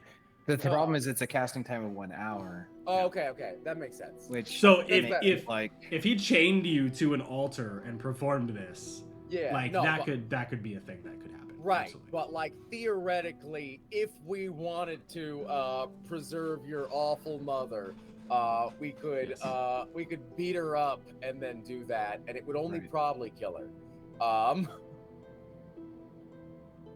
Yeah, I think that's a possibility. I think we could try that. I don't know. Oh no, yeah. You want to sleep on it. I won't pester you about it any further. Yeah. Well, I'm going to go take care of my thing. And Felice is going to Punching yourself in the nuts. Felice is going to go out of frame, and you are going to just hear some wet chittering noises for the next hour or so. Oh, that's awful. Some some clicks, some like very hissy shrieks. No, but all this is happening while Erasmus is conducting the ritual. So he doesn't hear it. He doesn't hear it. It's okay. So here's a fun thing. So I was just reading through the purge contamination spell again. Is that it gets rid of all contamination levels and mutations are removed. You get one exhaustion point per level you had. Right. Yep. So Ryan, with you having 4, that is 4 points of exhaustion. We're gonna be here a few days. Yeah. Okay. Yeah. So then but like that's much better. If you went out with 4 points of contamination, you'd die. Yeah. So then I'll wake up with 3 levels of exhaustion. Yeah. Right. Yeah. And that's so in order to purge it all, everything. It'll so take we're gonna hang out for a couple days here and get our I act think together. I think 3 days is a good amount of time. Yeah, Oh, I need to montage my emotional breakdown. right. Oh, and I'm fantastic with that. Rye wants to spend time looking at her book, working on spells, and if time allows, have a chat. Talk to Fales about kind of what his spell book looks like, and see if there are opportunities for me to maybe learn some things from your spell Yeah, we book. could do some friendly exchange of knowledge. Absolutely, I would love that. I would love to learn from you. I also will add that this is for you, Rayanne, the one time in the city of Drakkenheim that you can see the stars. Oh, Because you are above the haze. because I'm up there. It's good weather. Yeah. So, in addition to everything else, I'm also spending time at night going up, looking at the stars, taking that spyglass. Oh, this was a question. So we're in the tower, and the tower's above the haze. Obviously, we can see the stars. When you look across the city, you can't see anything, right? The city is obscured because of the haze. You can see some stuff. You can't get like fine-grained detail, but like you can see the wall, you can see some of the gates. You can't like look at it and be like, oh, there's things over there, right? But you can see the wizard's tower. You can see the castle. Okay, cool. Like you can see pieces. You just can't get like fine-grained detail. You can also see, which I think for the first time, I'd say for the first time for all of you actually, with maybe the exception of Ghost, but that's a little iffy. You could see where the meteor hit. You could see the crater, the actual crater. Ghost, I don't know if the Silver Order would have gone that way. It's a pretty dangerous area, so maybe, but like it would be like to walk near it and then go somewhere else. So for the first time, I think you are seeing the actual crater itself, and it is covered in like the thickest purple fog you can imagine. Very much like you were just in, except incredibly deep haze. Anytime we're looking, I'll pass the spyglass around for anybody to use if that helps. Yeah, and again, definitely going to take advantage. Rye feels comfort under the stars. She feels it, whether it's her parents looking down on her, whether there's some other force, whatever it is, she feels that she gets some strength there. So she's spending a fair amount of time at night up looking at the stars. Do you have the class description for your warlock class with you by chance? I will in one moment, please. Because I want to take a look at it, because it's not in this book that I have. So I'd like to review it here. Yes, and look, I can touch the index and it takes me to the page. Yes. So now all of you are safely within the tower, just as a heads up. You're all in the closet. Perfect. How do I take a page and send it to you?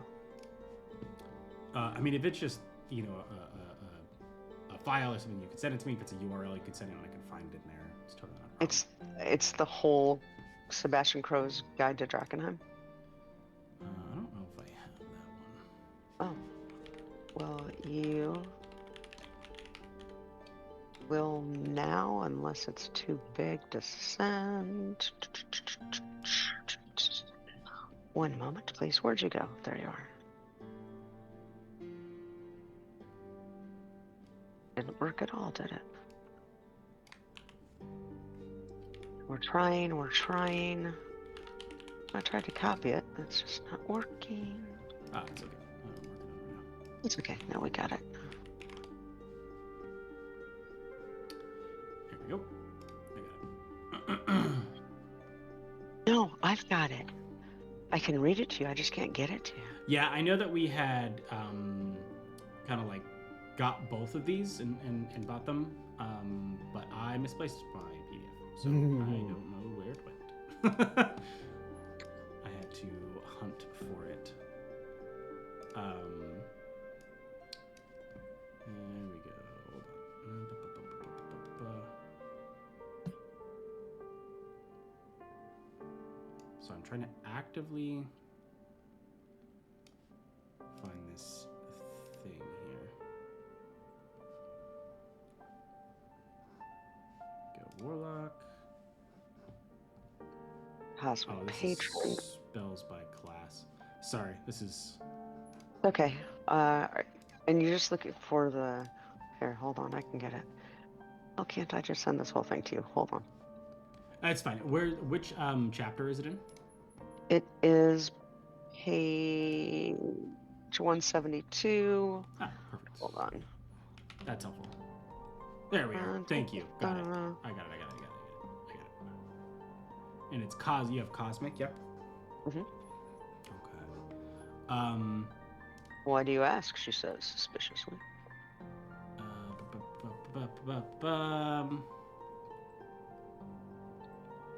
Go ahead and roll me a D100.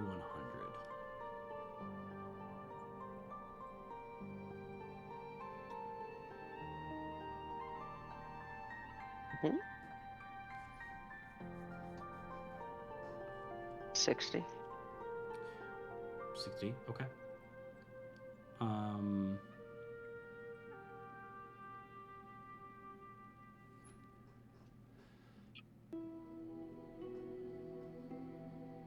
Okay, I'm just gonna do...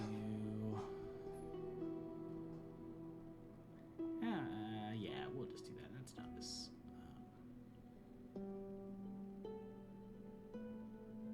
Okay, there we go. So this is kind of your first time spending a lot of time in Drakkenheim underneath the stars. There is, especially with your patron, a very close kinship to the stars themselves.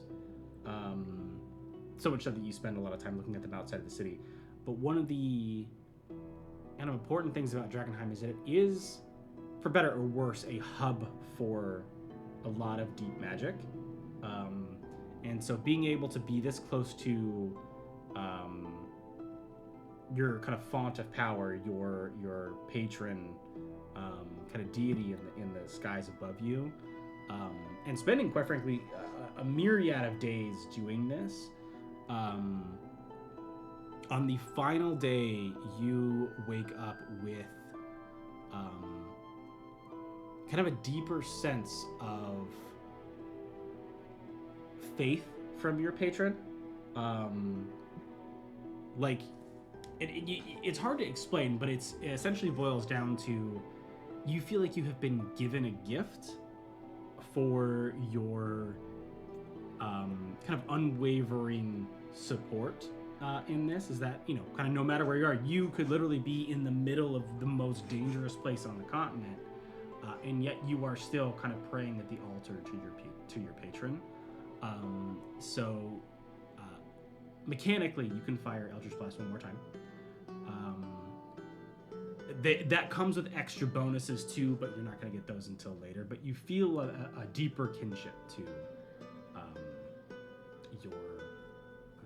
your patron, and your faith has not gone awry and been misplaced. Fantastic. Good. Oh, see, that's fantastic, because I'm envisioning her. I'm envisioning being up there and talking to the stars, not knowing who I'm talking to, and if I have to put a face to it, I'm imagining it's my father. And I'm talking to him about Erasmus, who you would like him very much. He reminds me of Renee, who was my younger brother. He's like Renee. He's more serious, but he's loyal and he's smart, and he would sacrifice himself for others. Reminds me of Renee. And Thales, he's a wizard. He learns from a book. He's got so much to teach me, and maybe the most that I've learned from him is about taking risks. Risk is just the price we pay for opportunities. We have to take risks here. I'm with good people, and I'm getting good power. He likes the stars.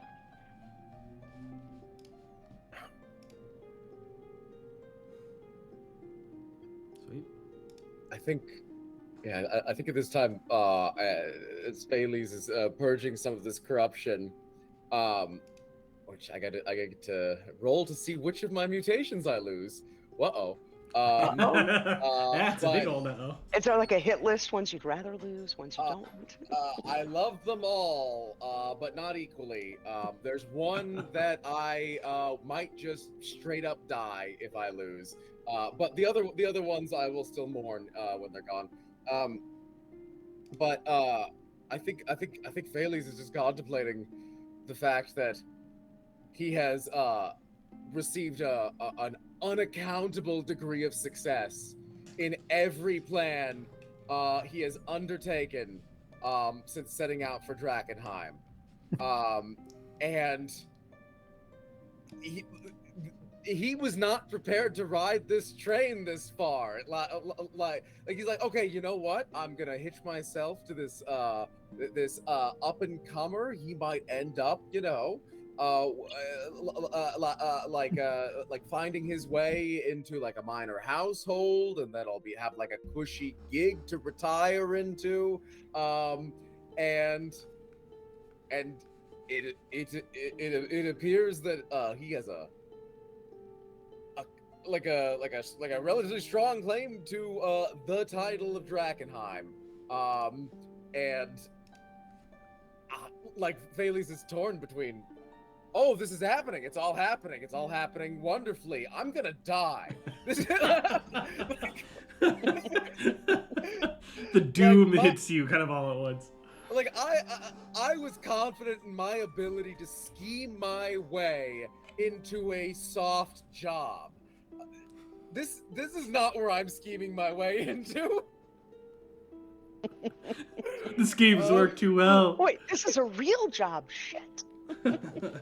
Oh, and just Kaylee's just packing his bags. Yeah, he's up there being like this with his Taking my red suitcase. stapler. I'm leaving. Yep. and yeah, I don't think at this moment he's even really considering like oh geez, the corruption's gonna get me, right? Like, because that's knowable, that's natural, like that could be figured out. But he's navigating into a place where there's a lot of people stuff happening.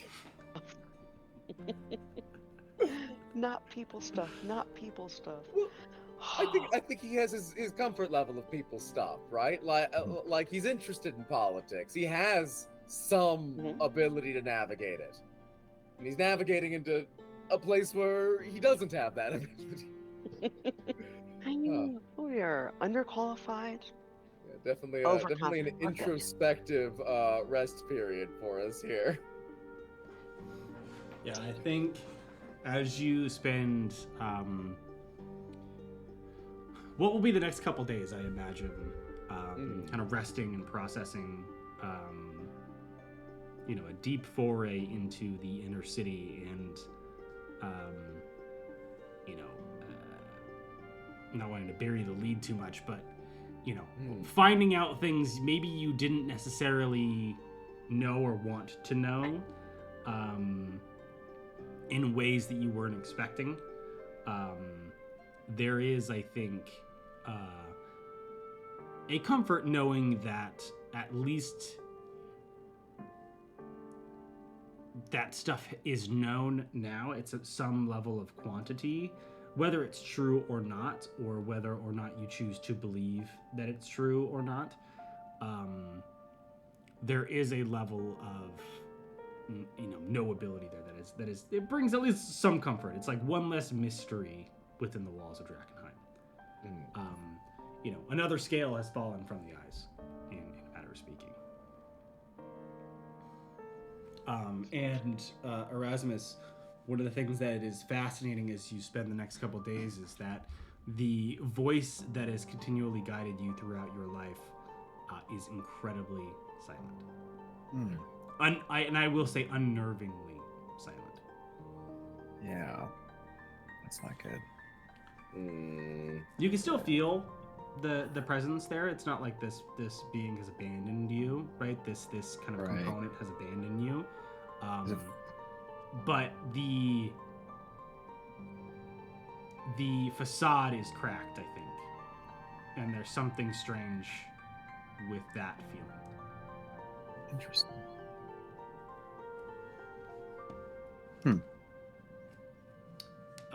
So as we get through these kind of next couple long rests, kind of relaxing in this place, you get to the, how many was it? 4 days? 3 days? Read And it. if we want no exhaustion for Ryan, we do 4. 4. If we want to get you down to 1, we do 3. Okay. Yeah, 4 is fine. 4. Okay. Especially as we can observe movements from the tower. So that's kind of a piece of it. You can definitely notice things, in any kind of movements or troop movements or any of that stuff from the tower, which is very helpful. As you are sleeping on the evening of the 4th day, a very disturbing thought crosses your mind.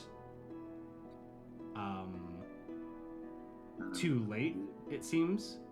Is that for all of your caution in watching during the daytime, the door and the pathway up was not barricaded, and the door was just kicked open. No, I set alarm around it all. Did I not mention that?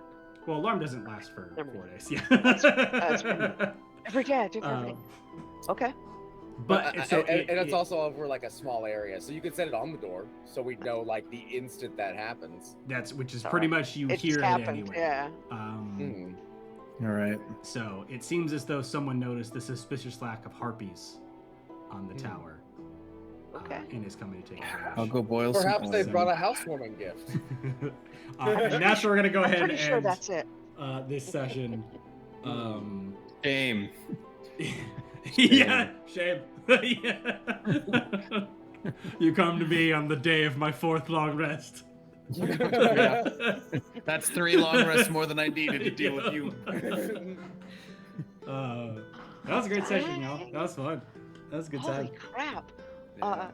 The queen's alive. Ghost is her kid.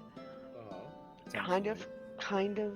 Her only male heir, Right. Which that's relevant to her. If you believe the half-crazed, delirium-crazy queen consort, right? She was pretty crazed. So That did sound true. That she at least doesn't recognize the older brother as someone that she would like to be an heir. Yeah. What's up with that? And doesn't know where the sisters are. So, but it also seems like she wants the job. Well, and maybe she wants I don't it know. to be Erasmus as opposed to the other one, because Erasmus is hers, and the other son is the king's. She'd probably be amenable to like Erasmus being next after her. Right. The question though is like, we know that however terrible a person she is, she's able to keep a lid on it, or she used to be. Where right? she used to be, yeah. Like it is unsurprising that the queen is awful. So, but like an awful person who has a reputation as a great ruler is someone who can handle their business, right? They're not actually an enormous liability to have around if she could be restored to that state. But a lot of what's going on with her now might just be time, like time and trauma and time in a cave, resentment. Yeah, I don't think she's fit to rule. I'll say this: Erasmus sees her as another victim of the disaster. She is. And if it comes down to realizing she's in danger, she will endanger others. He'll have to come to that threshold of finding a way to nullify that. Yeah. Hi, I'm your way. Oh, that's gonna be real tragic because, like, what what that flowchart actually looks like is like go and like rescue her from her corrupted state, and then find out if we have to kill her after that. Yeah.